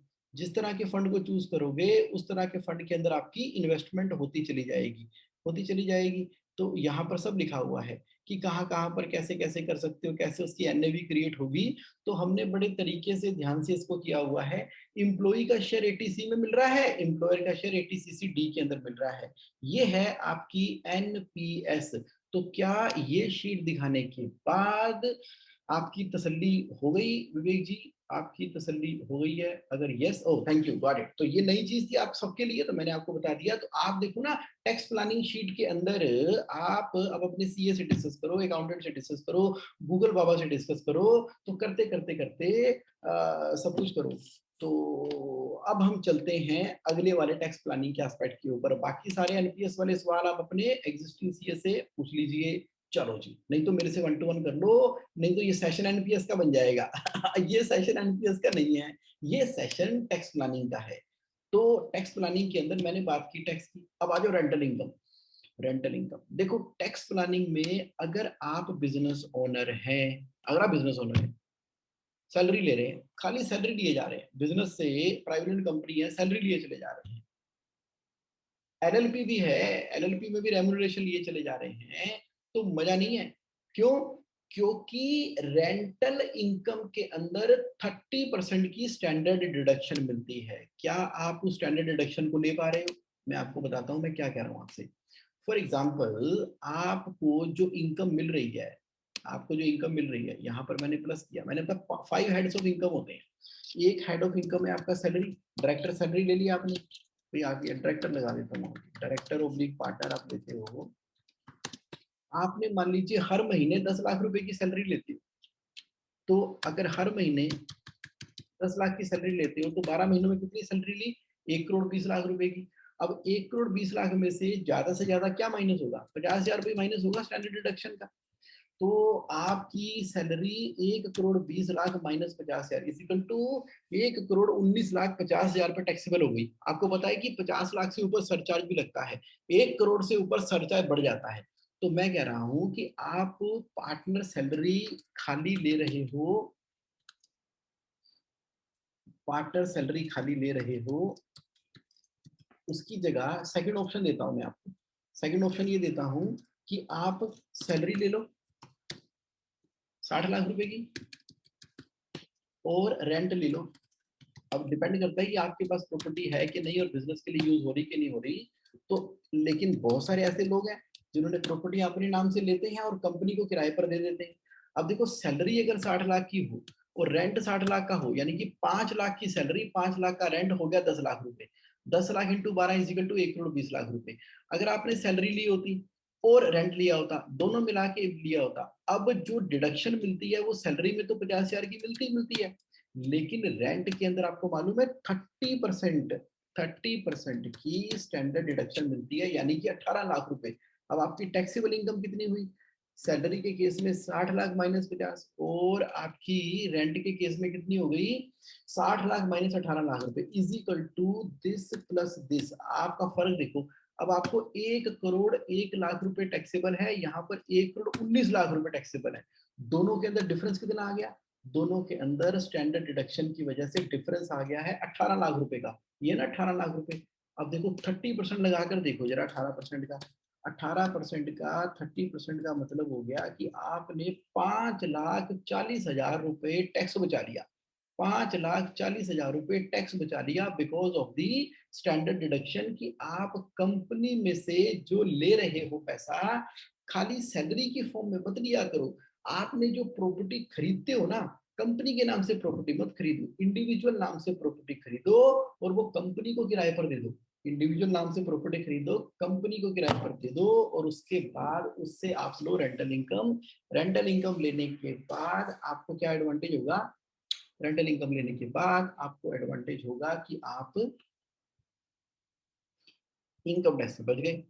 ओके, तो इसके ऊपर एक मार दिया तुरुप का पता, किन्होंने? नीरज जी ने बोल दिया, what will be the GST implication of rent paid to director. देखो ऐसा है, पहली बात तो ये है कि कमर्शियल प्रॉपर्टी अगर मैं रेंट पर देता हूं तो जीएसटी लगेगा, रेजिडेंशियल प्रॉपर्टी पे जीएसटी नहीं लगता। जो गेस्ट हाउस के लिए इस्तेमाल हो रही है ना प्रॉपर्टी आपकी, आपके एम्प्लॉय के रहने के लिए, उस पर जीएसटी नहीं लगता नीरज जी। चलो, और जीएसटी की लिमिट शुरू कहां से होती है? 20 लाख रुपए से शुरू होती है। इसका मतलब आप डायरेक्टर हो और कंपनी से अप टू 20 लाख रुपीस का रेंट ले रहे हो, अप टू 20 लाख रुपीस का रेंट ले रहे हो, तो कोई जीएसटी नहीं लगा? नहीं लगा जीएसटी। तो कम से कम 20 लाख रुपए का रेंट तो ले लो जिसके ऊपर हमें 6 लाख रुपए की स्टैंडर्ड डिडक्शन मिल जाए और उसके ऊपर 1,80,000 रुपए का टैक्स बच जाए, तो it is always better. Rental income, salary income भी आ रही है, रेंटल इनकम भी आ रही है, अप टू 20 लाख आ रही है, जीएसटी के चक्रों में नहीं पड़ना। ओके, तो यहाँ पर जब आपकी फिक्स कंसिस्टेंट रेंटल इनकम आ रही होती है तो वो आपकी पैसिव इनकम भी जनरेट होती है। Okay, up to 20 lakh of rent excluding other income. देखो आपकी क्या होती है, सैलरी को तो हम जीएसटी वाली टर्नओवर में काउंट ही नहीं करते, तो आपको क्या मिल रहा है? आपको रेंट मिल रहा है 20 लाख का, up to 20 lakh. Yes, okay, बाकी जो बिल्कुल इन डेप्थ वाली टैक्स प्लानिंग है ना, मतलब आपको लगे कि बहुत ही गहराई में जाके अपनी टैक्स शीट खोल के मेरे से डिस्कस करना है तो करो ना, मेरे साथ कर लो, 1 to 1 कर लो, अपनी इंडिविजुअल टैक्स प्लानिंग की शीट लेकर आओ ना, वहां पर मुझसे पूछो, मैं कौन सा मना कर रहा हूँ आपकी पर्सनल टैक्स प्लानिंग करने से और कंपनी की टैक्स प्लानिंग करने से। रेंटल इनकम के बारे में आपको पता लग गया, बाय बैक ऑफ शेयर, बहुत बड़ा एडवांटेज, बहुत बड़ा advantage, buy back of share. देखो कंपनीज एक्ट 2013 के अंदर क्या लिखा हुआ है? ये लिखा हुआ है कि आपकी प्राइवेट लिमिटेड कंपनी है, उसके अंदर फ्री रिजर्व पड़े हुए हैं 25% ऑफ द फ्री रिजर्व, यानी कि आपकी कंपनी में 10 करोड़ रुपए के रिजर्व एंड सरप्लस है। 10 करोड़ का 25% कितना हो गया? 2.5 करोड़। तो आप 2.5 करोड़ रुपए कंपनी में से निकाल सकते हो without paying dividend distribution tax. तो वो आपकी इनकम में 30% पे टैक्सेबल नहीं होगा, सिर्फ 20% पे टैक्सेबल होगा। तो जो बायबैक ऑफ शेयर आपकी इनकम के अंदर आता है ना, तो अभी आपको लग रहा था कि 30%, 40%, 42% टैक्स देना पड़ जाएगा। तो पुराना जो पैसा आपने कंपनी में इकट्ठा कर लिया है और उसको सिंपल 20% टैक्स पे करके in the form of buyback of share ले सकते हो। कंडीशन क्या है? कंडीशन ये है कि बायबैक ऑफ द शेयर साल में सिर्फ एक बार कर सकते हो, साल में एक बार कर सकते हो। जैसे इस साल कर लिया, फिर अगले साल कर सकते हो, फिर अगले साल कर सकते हो, यानी कि साल में एक बार बायबैक ऑफ शेयर कर सकते हो। अब जब आपने बायबैक ऑफ शेयर कर लिया, अब कम से कम उसके 6 महीने तक नए शेयर मत इश्यू कर देना, गवर्नमेंट ने ये कंडीशन लगा के रखी हुई है। तो बायबैक ऑफ शेयर जो है वो एक बहुत अच्छा एक ऑप्शन है जिसके अंदर instead of paying highest 30% tax liability, आप सिर्फ 20% टैक्स पे करके भी उसको कर सकते हो, वो कर सकते हो, राइट। उससे पहले जो जीएसटी वाला सवाल पूछा था उसका जवाब बजरंग जी ने दे दिया कि जैसे जीएसटी आपने चार्ज किया और कंपनी ने जो जीएसटी पे किया और आपकी कंपनी को जीएसटी का तो क्रेडिट मिल ही जाएगा, इस वजह से आपने डायरेक्टली गवर्नमेंट को जीएसटी ना जमा करा के रेंट के थ्रू जीएसटी जमा करा दिया, तो पैसों का लॉस नहीं है अगर आप 20 लाख से ऊपर का भी रेंटल देते हो। तो विवेक जी ने कहा कि buyback of share is taxable in the hand of recipient. 20% पे टैक्सेबल है ना, 20% पे, 30% पे नहीं, 20% पे।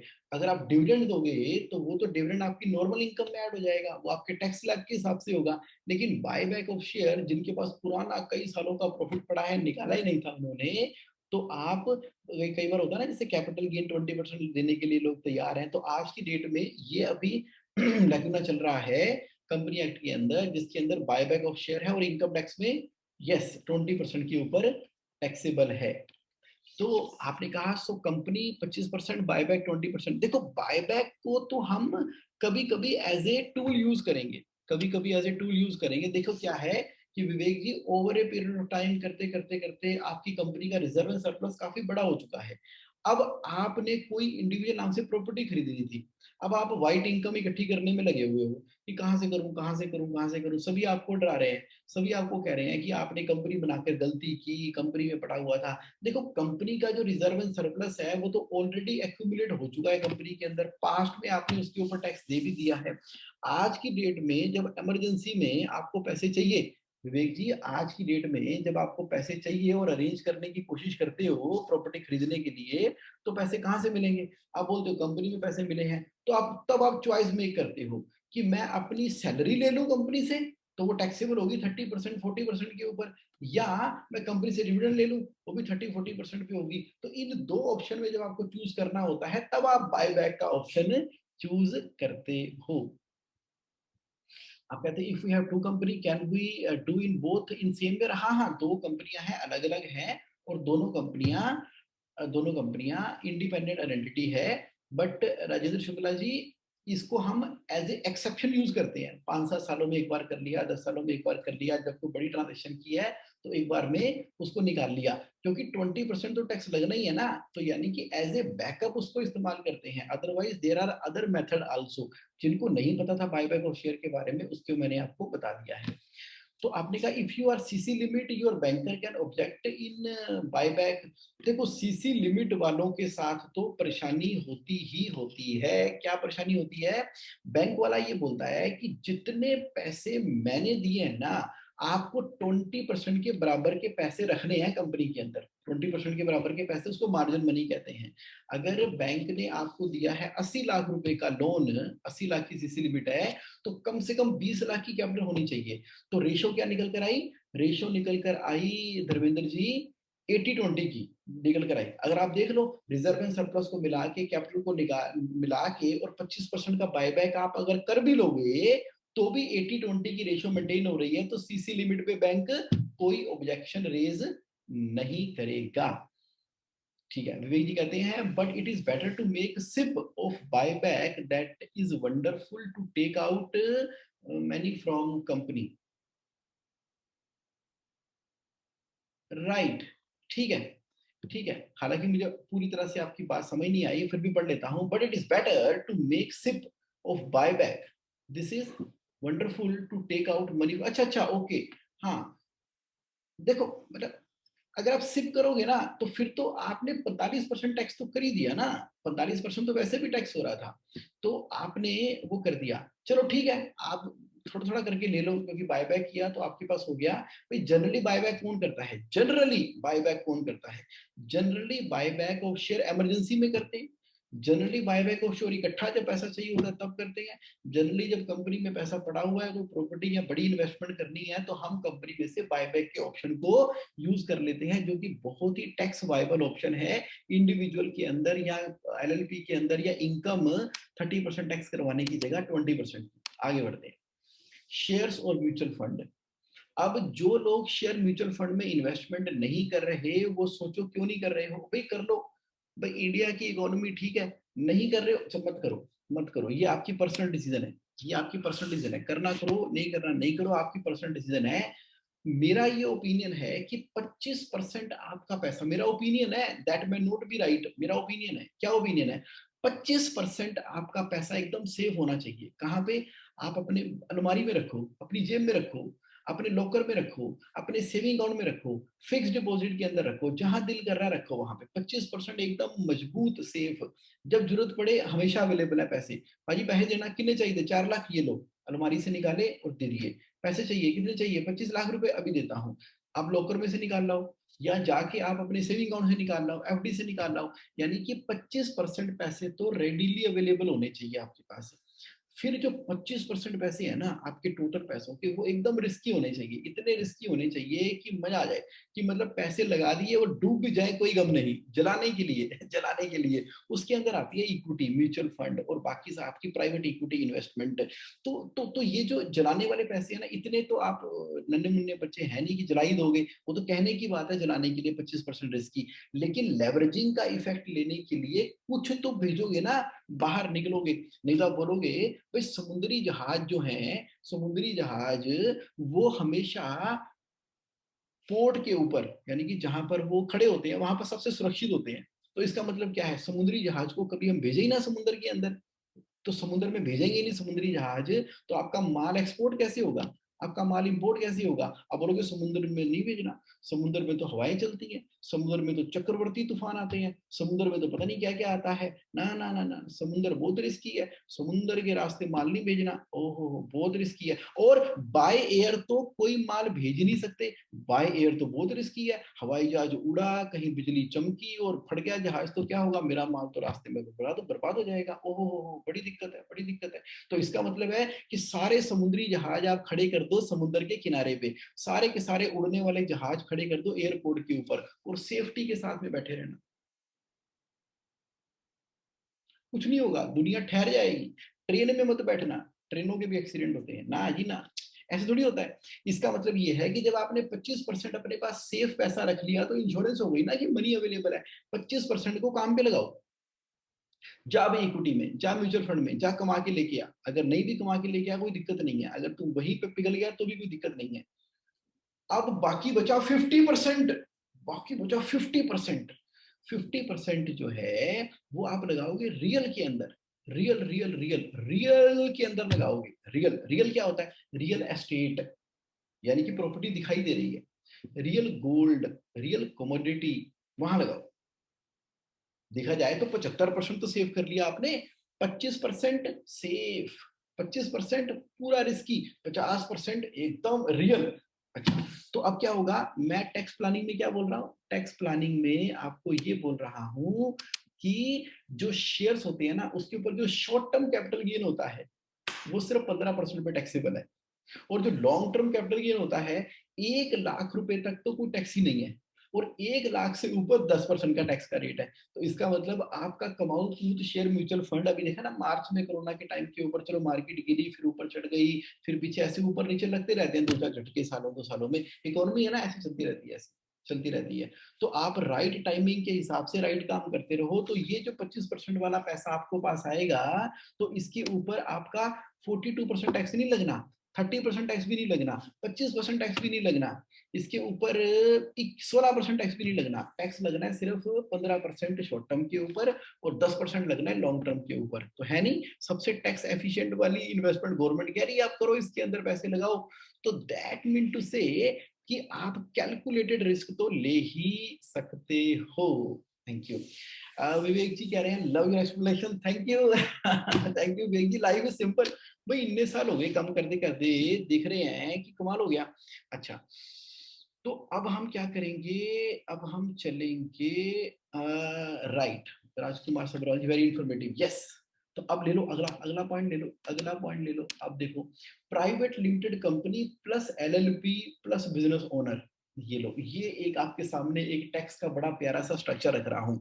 देखो ऐसा है, जैसे आपकी कंपनी की टर्नओवर बढ़ चुकी है ना, जिस तरह से आपकी कंपनी की टर्नओवर बढ़ चुकी है, आप तरक्कियां कर रहे हो, बल्ले बल्ले कर रहे हो, ग्रो कर रहे हो, आपके जो सपने हैं वो सपने इतने प्यारे हैं कि फिदा होने का मन करता है। आप कहते हो मेरी 500 करोड़ की टर्नओवर, मेरी 5000 करोड़ की टर्नओवर, मेरी 10,000 करोड़ की टर्नओवर, इतनी खुशी होती है आपकी बातें सुन के, क्योंकि आप ही इकोनॉमी के गेम चेंजर हो, आप ही एम्प्लॉयमेंट जनरेट कर रहे हो, नेचुरल रिसोर्सेज को सही तरीके से सही लोगों तक पहुंचा पा रहे हो। इतनी टर्नओवर करने का मतलब ये है, चाहे आज आपकी टर्नओवर 2 करोड़ की है, लेकिन आप कह रहे हो कि अगले साल 20 करोड़ कर दूंगा, फिर 50 करोड़ कर दूंगा, 100 करोड़ कर दूंगा। जो सपने देखेगा, जो प्लान बनाएगा, जो एक्शन पे काम करेगा, इसका मतलब है कामयाबी तो उसी के हाथ में लगेगी ना। अर्जुन की तरह जितना धनुष आप खींचोगे ठक उतना एडवांटेज लेके आओगे। तभी कहते हैं shoot the moon, shoot the moon. अगर पत्थर फेंकना ही आसमान के अंदर तो तारों को निशाना लगा के फेंको। अगर पत्थर फेंकना ही है तो तारे को निशाना लगा के फेंको। ये क्या हुआ, अपनी मर्जी से ढीला सा पत्थर फेंक दिया ऊपर। एक ही जिंदगी है, ढीला सा पत्थर क्यों फेंकेंगे, ये तारे को मारेंगे पत्थर ऊपर जाके घुमा के। तो तारे का निशाना लगा के पत्थर फेंकोगे तो तारे को तो टच नहीं करेगा, काफी ऊपर तक जाएगा। दैट मीन टू से कि अगर एक तरफ तो आप कहते हो कि मेरी 50 करोड़ की टर्नओवर, 500 करोड़ की टर्नओवर करना चाहता हूँ, 5000 की करना चाहता हूँ, और स्ट्रक्चर बना रखा है हमने द मोस्ट टैक्स इनएफिशिएंट, यानी कि प्रोप्राइटरशिप में काम कर रहे हो, क्यों?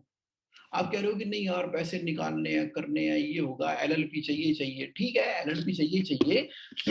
तो मैं क्या कह रहा हूँ आपसे, मैं आपसे ये कह रहा हूँ, जरा अच्छे से सोच लो।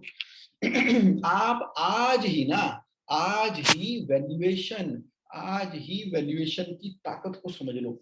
आज ही वैल्यूएशन की ताकत को समझ लो। आपने कंपनी बेचनी है तो भी ठीक है, नहीं बेचनी है तो भी ठीक है।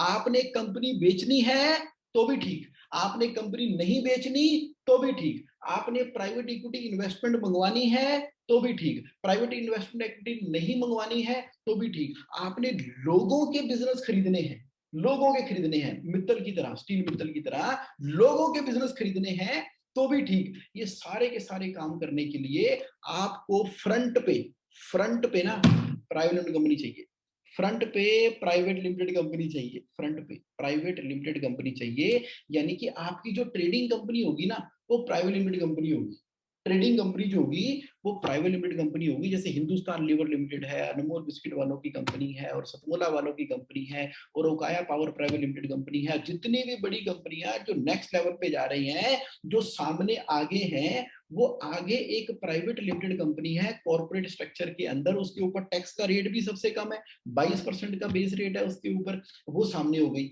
अब उस कंपनी में आप क्या करेंगे, ट्रेडिंग, उसके पीछे क्या जुड़ी होगी, एलएलपी, एलएलपी उसके पीछे जुड़ी होगी। एलएलपी क्या करेगी, एलएलपी एलएलपी करेगी मैन्युफैक्चरिंग, एलएलपी करेगी असेंबलिंग। ये एलएलपी कंपनी बना बना के माल देगी अपने इसको प्राइवेट कंपनी को, और प्राइवेट कंपनी इसकी ट्रेडिंग करेगी।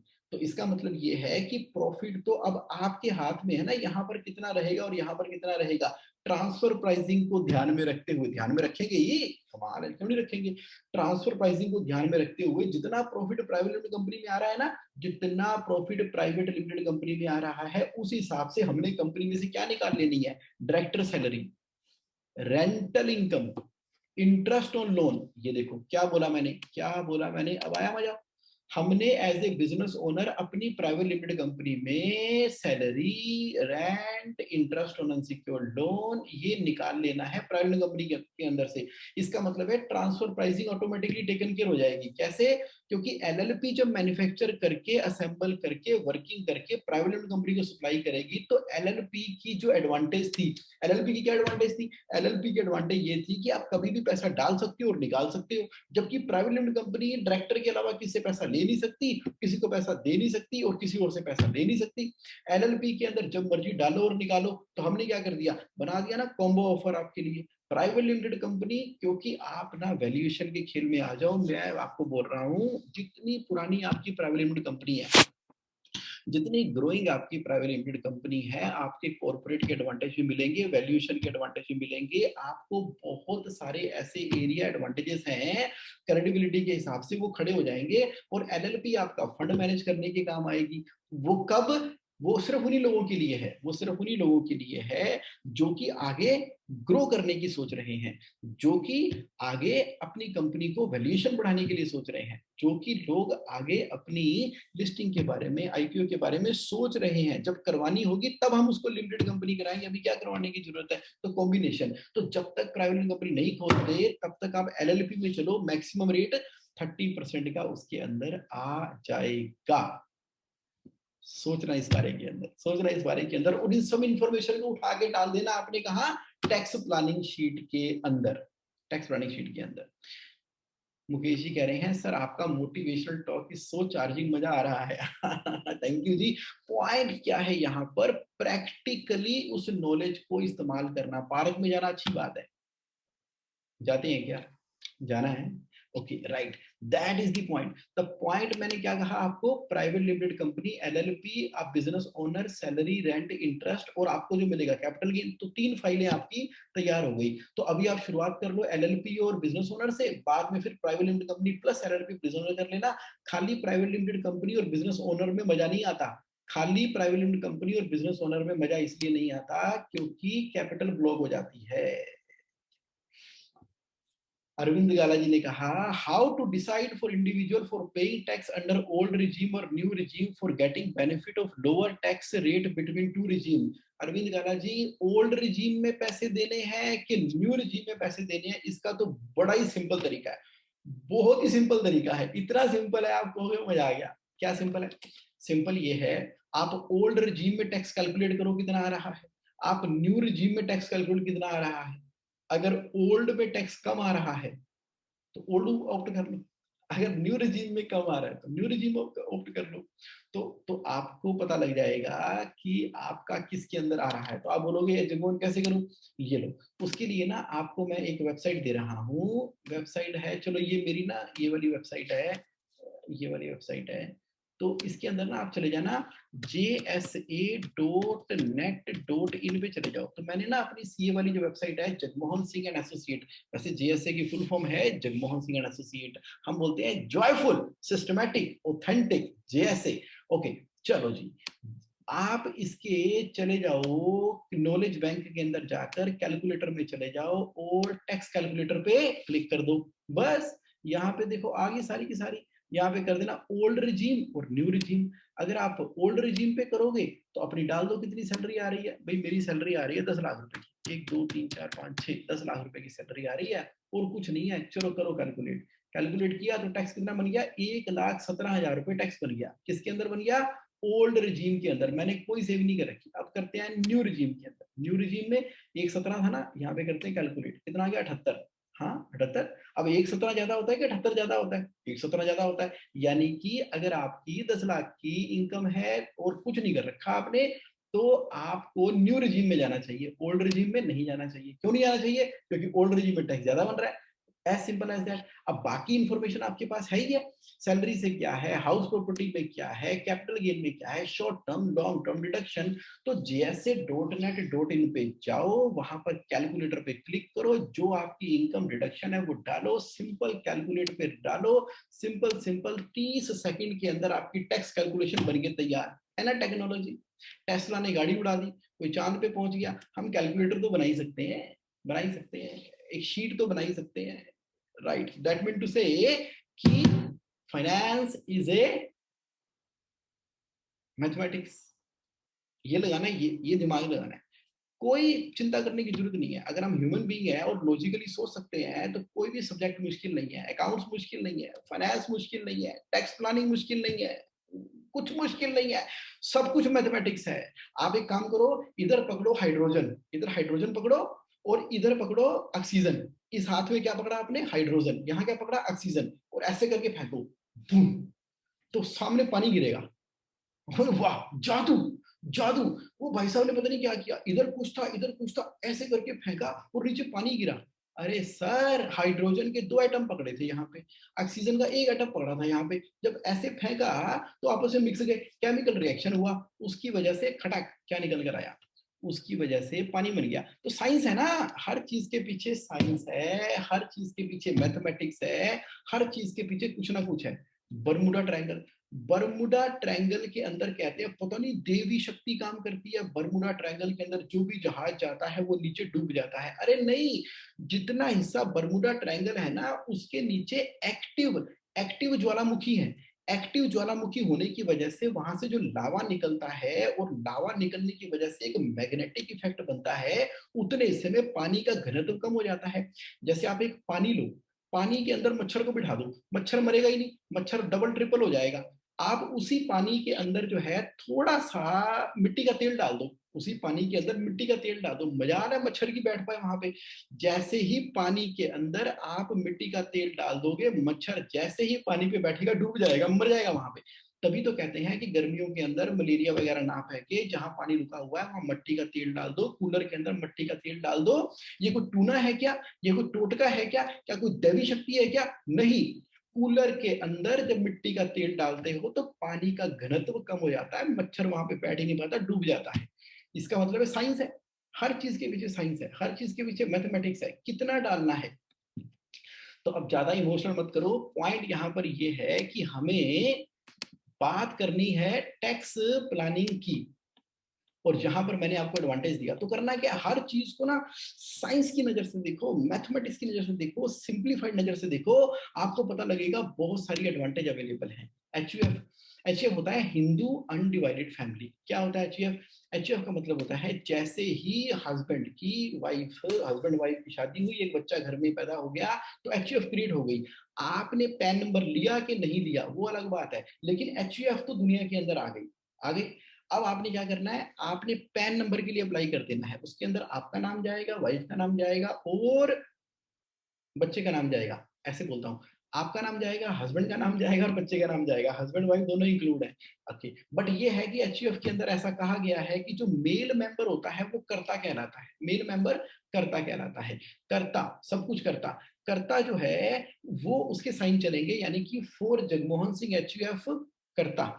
तो जो करता है वो सारे काम करता है, और बाकी जो बंदे हैं फैमिली के, वो को पार्सनर्स कहलाते हैं। एचयूएफ का एक अलग से पैन नंबर जनरेट हो जाता है। वो जो अलग से पैन जनरेट हुआ तो एचयूएफ की अपनी इनकम हो सकती है। जैसे पुराने जमाने में कहते थे चांदनी चौक में दुकान है, किसकी दुकान है? अमरनाथ जी की दुकान है? नहीं नहीं नहीं नहीं, उसके बेटे की दुकान है? नहीं नहीं नहीं, ये तो परिवार की दुकान है। तो परिवार में सभी का बराबर का हिस्सा है, सब परिवार की दुकान है। तो उस परिवार को एक डिस्टिंग्विश आइडेंटिटी प्रोवाइड कर दी गई एचयूएफ के द्वारा। तो परिवार क्या कमीशन इनकम ले सकता है? लोग एचयूएफ में कमीशन की इनकम ले लेते हैं, नहीं, एचयूएफ में कमीशन की इनकम नहीं आ सकती। क्या एचयूएफ कंसल्टेंसी इनकम ले सकता है? नहीं ले सकता। हाँ, कंसल्टेंसी इनकम एक एक तरीके से ले सकता है। ओके, यानी कि कोई भी ऐसी चीज, क्या एचयूएफ चार्टर्ड अकाउंटेंट हो सकता है, यानी कि कंसल्टेंसी कर सकता है, वो वाली इनकम टैक्स रिटर्न नहीं कर सकता। उसके लिए कुछ तरीका करेंगे, एम्प्लॉय रखेंगे तो कर सकता है। यानी कि अगर कोई पर्सनलाइज स्किल से, डॉक्टर इंजीनियर वाले काम जो होते हैं पर्सनलाइज स्किल्स वाले काम एचयूएफ नहीं कर सकता। किसी को रेफर करके कमीशन लेना है तो रेफर तो इंडिविजुअली करेगा, कोई सिस्टम थोड़ी होगा रेफर करने का, अनलेस आपने कोई प्रोग्राम बनाया हुआ है।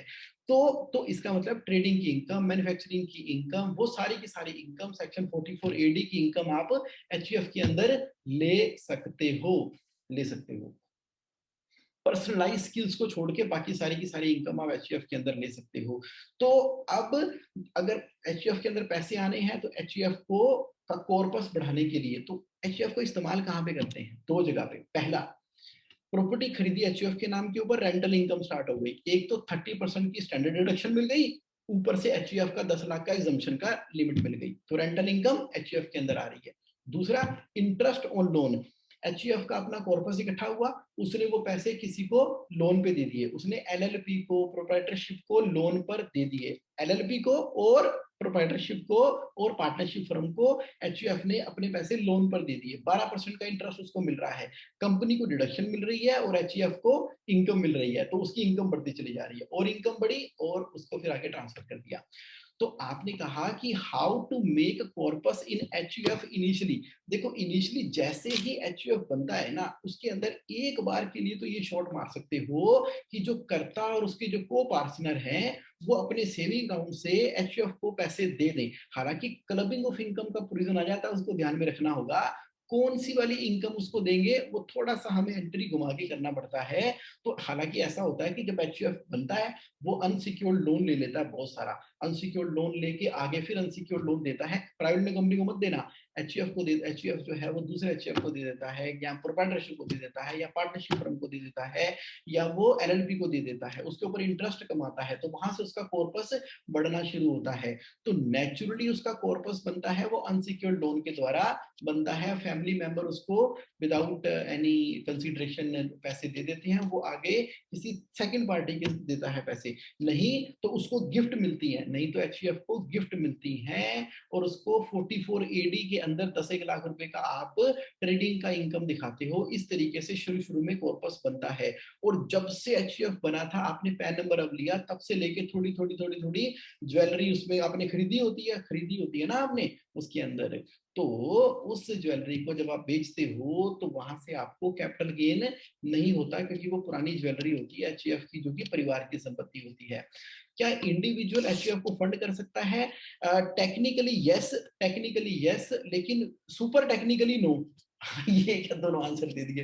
देखो, टेक्निकली यस का मतलब ये है कि वो पैसा आया किस तरीके से, दे तो सकता ही है भाई, मेरे सेविंग अकाउंट से एचयूएफ के सेविंग अकाउंट में पैसे तो मैं ट्रांसफर कर ही दूंगा। सुपर टेक्निकली नो इसलिए कह रहा हूं क्योंकि अगर किसी इंडिविजुअल ने एचयूएफ को एवं ही पैसे दे दिए तो सेक्शन 56 एप्लीकेबल हो जाता है। उसमें होता है क्लबिंग ऑफ इनकम। तो एचयूएफ जो इनकम अर्न करेगा वो इनकम उस बंदे के हैंड में टैक्सेबल हो जाएगी जिसने उसको विदाउट कंसीडरेशन को पैसे दिए हुए हैं। नहीं तो वो सेक्शन 56 के अंदर उसकी इनकम फ्रॉम अदर सोर्स कहलाएगी। आंसर ये है कि कर सकते हैं, लेकिन तरीका क्या है कि एचयूएफ फॉर्म करने के बाद उसकी ज्वेलरी की इनकम है, उसकी रेंटल इनकम है, उसकी इंटरेस्ट इनकम, रेंटल बाद में आएगी, इंटरेस्ट इनकम है, बिजनेस इनकम है, वहां से धीरे धीरे कॉर्पस बोलना शुरू होगा। 3 से 5 से 10 साल लग जाते हैं एचयूएफ को बढ़ते बढ़ते बढ़ते, तो आज पौधा लगा दो बढ़ जाएगा। ओके, तो क्या HUF, what about private company, HUF can give loan और नहीं, प्राइवेट लिमिटेड कंपनी को एचयूएफ से लोन मत दिलवाओ, क्योंकि प्राइवेट लिमिटेड कंपनी एक्ट 2013 के हिसाब से सिर्फ और सिर्फ अपने डायरेक्टर से लोन ले सकती है। तो एचयूएफ डायरेक्टर थोड़ी है, उससे लोन मत दिलवाओ, वापसी करो उसको फटाफट। ओके, तो आगे बढ़ते हैं। टैक्स प्लानिंग शीट के बारे में मैंने आपको बता दिया, सबसे पहले बताया, यही बताया ना, टैक्स प्लानिंग शीट सबसे पहले शुरुआत हमने वहां से की थी, यहाँ से। तो ये आप सबने टैक्स प्लानिंग शीट बनानी है, सिंगल पेज के ऊपर आई फ्रेंडली रिपोर्ट। जो जो ये शीट को बना लेगा ना, समझ लो टैक्स प्लानिंग की मैथमेटिक्स उसकी समझ में आ गई। तो आप कह रहे हो कि जगमोहन आज का सेशन क्यों? आज का सेशन इसलिए ताकि आप अपने बिजनेस और लाइफ को कंसिस्टेंट कैश फ्लो के साथ में फिलअप करें, और आपको मिलेनियर और बिलियनियर का डिजाइन में देता हूं जेएसए ऑनलाइन के अंदर, ताकि आपको अपना टाइम वेस्ट ना करना पड़े। ये देखो JSAonline.in, मैं इसके अंदर टाइप कर रहा हूं, कहां पे? मैं इसके अंदर टाइप कर रहा हूं चैट बॉक्स के अंदर। अब जिन लोगों ने ऑलरेडी जेएसए ऑनलाइन में सब्सक्राइब किया हुआ है, हाँ जी, जिन्होंने सब्सक्राइब किया हुआ है वो लोग तो आस्क योर क्वेश्चन पे जाके अपने क्वेश्चन पूछते रहा करो। उसके अंदर ये इतनी सारी वीडियोस वगैरह दी होती है, मैंने उन वीडियोस को देखो, समझो, 5am को देखो, सबको करो। और जिन लोगों ने अभी भी जेएसए ऑनलाइन पे रजिस्टर नहीं किया, तो आप 7 डेज वाला तो ट्रायल ले ही लो। अब क्लिक करो अभी JSAonline.in। जैसे ही आप JSAonline.in, मैंने चैट बॉक्स में डाला है, मिल गया आपको? जेएससी ऑनलाइन में डाला मैंने चैट बॉक्स में, वहां पर आप क्लिक करोगे तो अवेल 7 डे फ्री ट्रायल पे जैसे ही आप क्लिक करोगे ना, तो आपने अपना नाम, ईमेल, मोबाइल और कंपनी डालनी है। तो मेरी टीम आपको आपका यूजर आईडी पासवर्ड एलोकेट कर देगी। स्क्रीन शेयरिंग हट गई थी, ये लो। तो जैसे ही आप क्लिक करेंगे तो आपका अवेल 7 डेज आएगा। अवेल 7 डेज आने के बाद आप उसके ऊपर नाम, ईमेल, मोबाइल आईडी डाल देना। चलो ये लो। तो उससे क्या होगा, आप इसके अंदर सारी की सारी एडवांटेज ले पाएंगे। कौन सी एडवांटेज देना चाहता हूं मैं आपको? ये वाली आपको मैं एडवांटेज मेनली ये देना चाहता हूं। ये देखो, ये जो हमारे 5 AM के सेशन होते हैं ना, तो ये भी रिकॉर्डेड सेशन अवेलेबल है।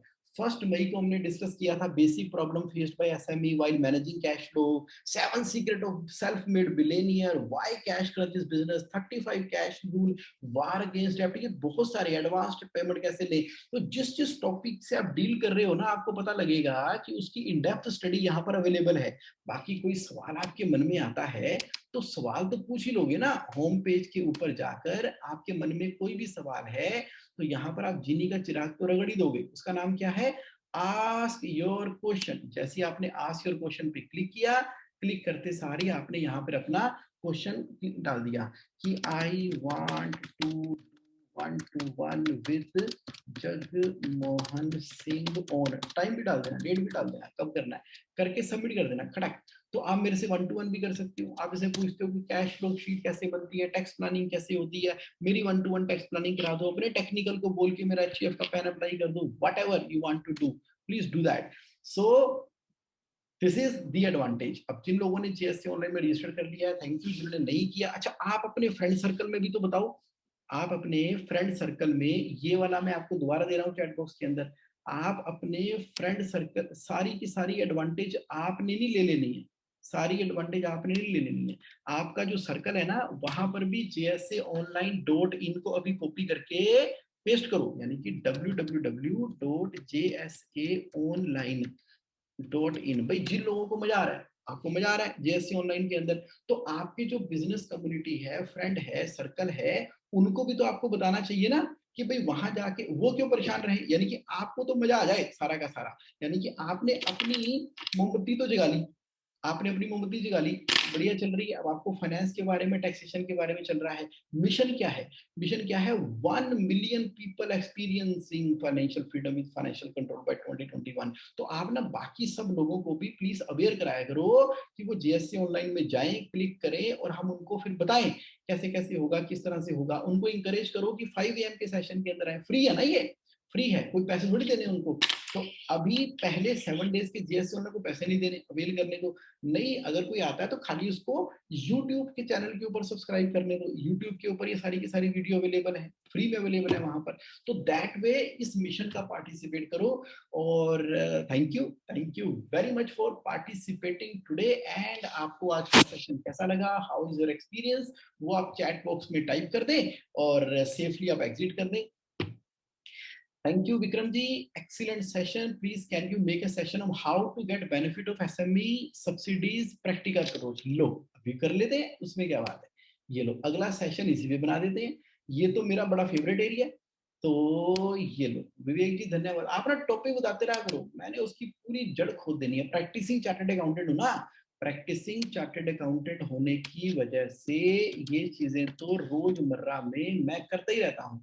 5 AM तो एक बहाना है जिसके अंदर मैं आपके साथ में ये कर लूंगा। ठीक है जी। तो Upasana, this is topic for next session. लो जी बना देते हैं, इसमें कोई दिक्कत ही नहीं है। तो how to get benefit of SME subsidy practical approach पूरा का पूरा बना के छाप देंगे इसको। ओके ठीक है।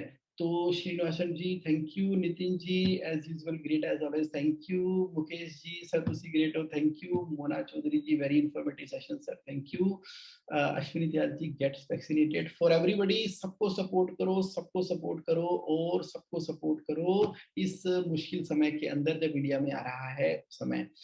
Thank you Rajkumar ji, thank you Amit ji, thank you Sandeep ji, thank you Jagmohan ji, excellent enlightening session as always thank you. Thanks Vikram ji, Sanjay Narwal ji, Ayush Agarwal ji, Bajrang ji, Samdutt ji. Can I take a question? हाँ जी बजरंग जी बिल्कुल पूछो जी, पूछो क्वेश्चन पूछो आप, आई एम रेडी। तो लास्ट क्वेश्चन पूछो, बाकी एक्सिट कर सकते हैं। सैमदत्त जी थैंक यू। तो आप क्वेश्चन पूछने के लिए आप हैंड रेज कर दो, आपको लाइव ले आता हूं मैं, नहीं तो आप ऐसे पूछ लो। ओके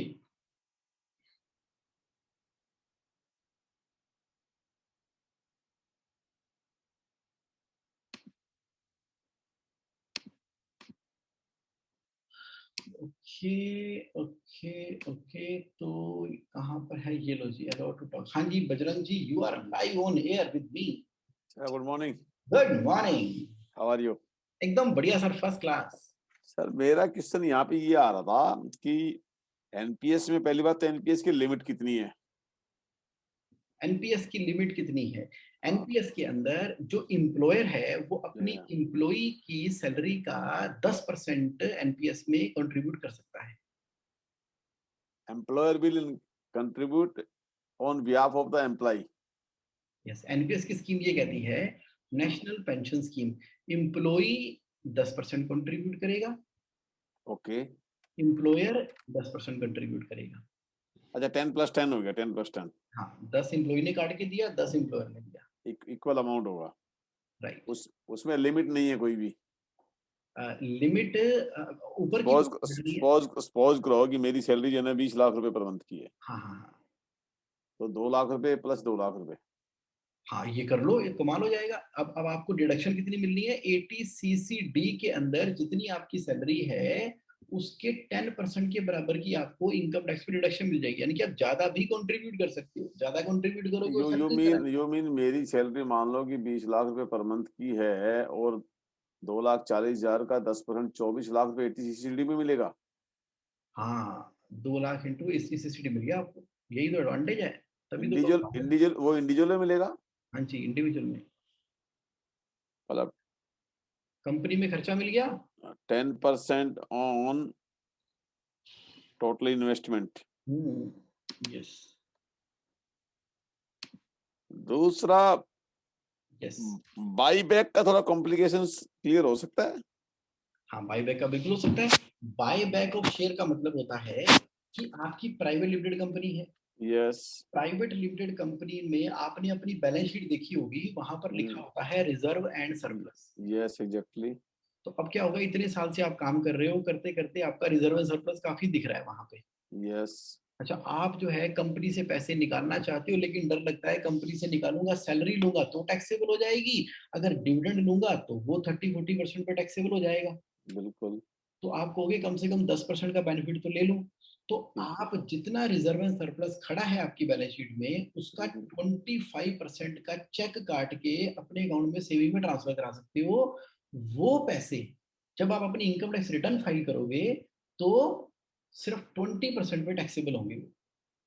सर आई थिंक इसमें थोड़ा लकूना है कुछ, जो है ना 25% ऑफ द टोटल शेयर्स का जो है ना, जो आज की वैल्यू आएगी, हाँ जी, बुक वो वैल्यू। हम निकाल सकते हैं ना, कि टोटल रिजर्व एंड सरप्लस की सपोज करो मेरा x amount reserve and surplus का पड़ा है, उसका 25% मैं निकाल करके, क्योंकि मैंने अभी मार्च में थोड़ी R&D की थी इस टॉपिक पे, लेकिन बिकॉज हाँ, ऑफ लॉकडाउन में कर नहीं पाया।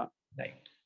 इसमें 25% टोटल शेयर्स जो सब्सक्राइब्ड हैं, आपकी इशूड शेयर्स जो हैं, हाँ सब्सक्राइब्ड हाँ जितने सब्सक्राइब्ड कैपिटल का जो है जी। 25% निकालना पड़ेगा हमारे को, और उसके ऊपर फिर 20% डिविडेंड टैक्स लगेगा।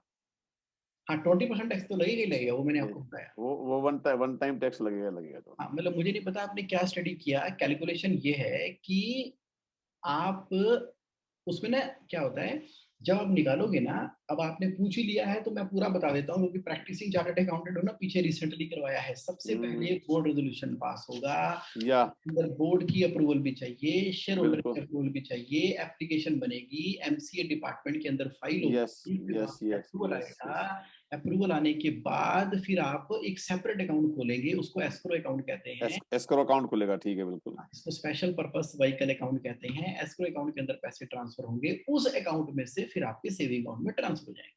यस यस बिल्कुल। मैं यही। करता रहता हूँ, हाँ करता रहता हूँ। हाँ नहीं, क्योंकि हमारी प्लानिंग में था, फिर जब देखते हैं इसमें जो है ना। हाँ देखो, कोई कोई डिस्कशन हो तो अपने सीए को मेरे साथ डिस्कस कराना है, क्योंकि मैं तो करता ही रहता हूँ। तो हाँ। उसमें ये भी है, अगर बोर्ड ऑफ डायरेक्टर की अप्रूवल होगी तो 10%, शेयर होल्डर की अप्रूवल होगी तो 25%। 6 महीने तक शेयर इशू नहीं कर सकते, 1 साल का गैप होना चाहिए दूसरे बायबैक ऑफ शेयर के अंदर। No shares can be issued in next 6 months. हाँ हाँ हाँ हाँ हाँ। तो ठीक है। ठीक है sir, thank you sir, nice sir, welcome. Meet you again. Thank you sir, thank you. Have a thank nice day, safe stay. Thank you, thank you. Okay, so thank you everyone for participating today. Have a great weekend ahead. फिर मिलेंगे next, फिर मिलेंगे next Saturday को. We have a great time. Thank you and thank you.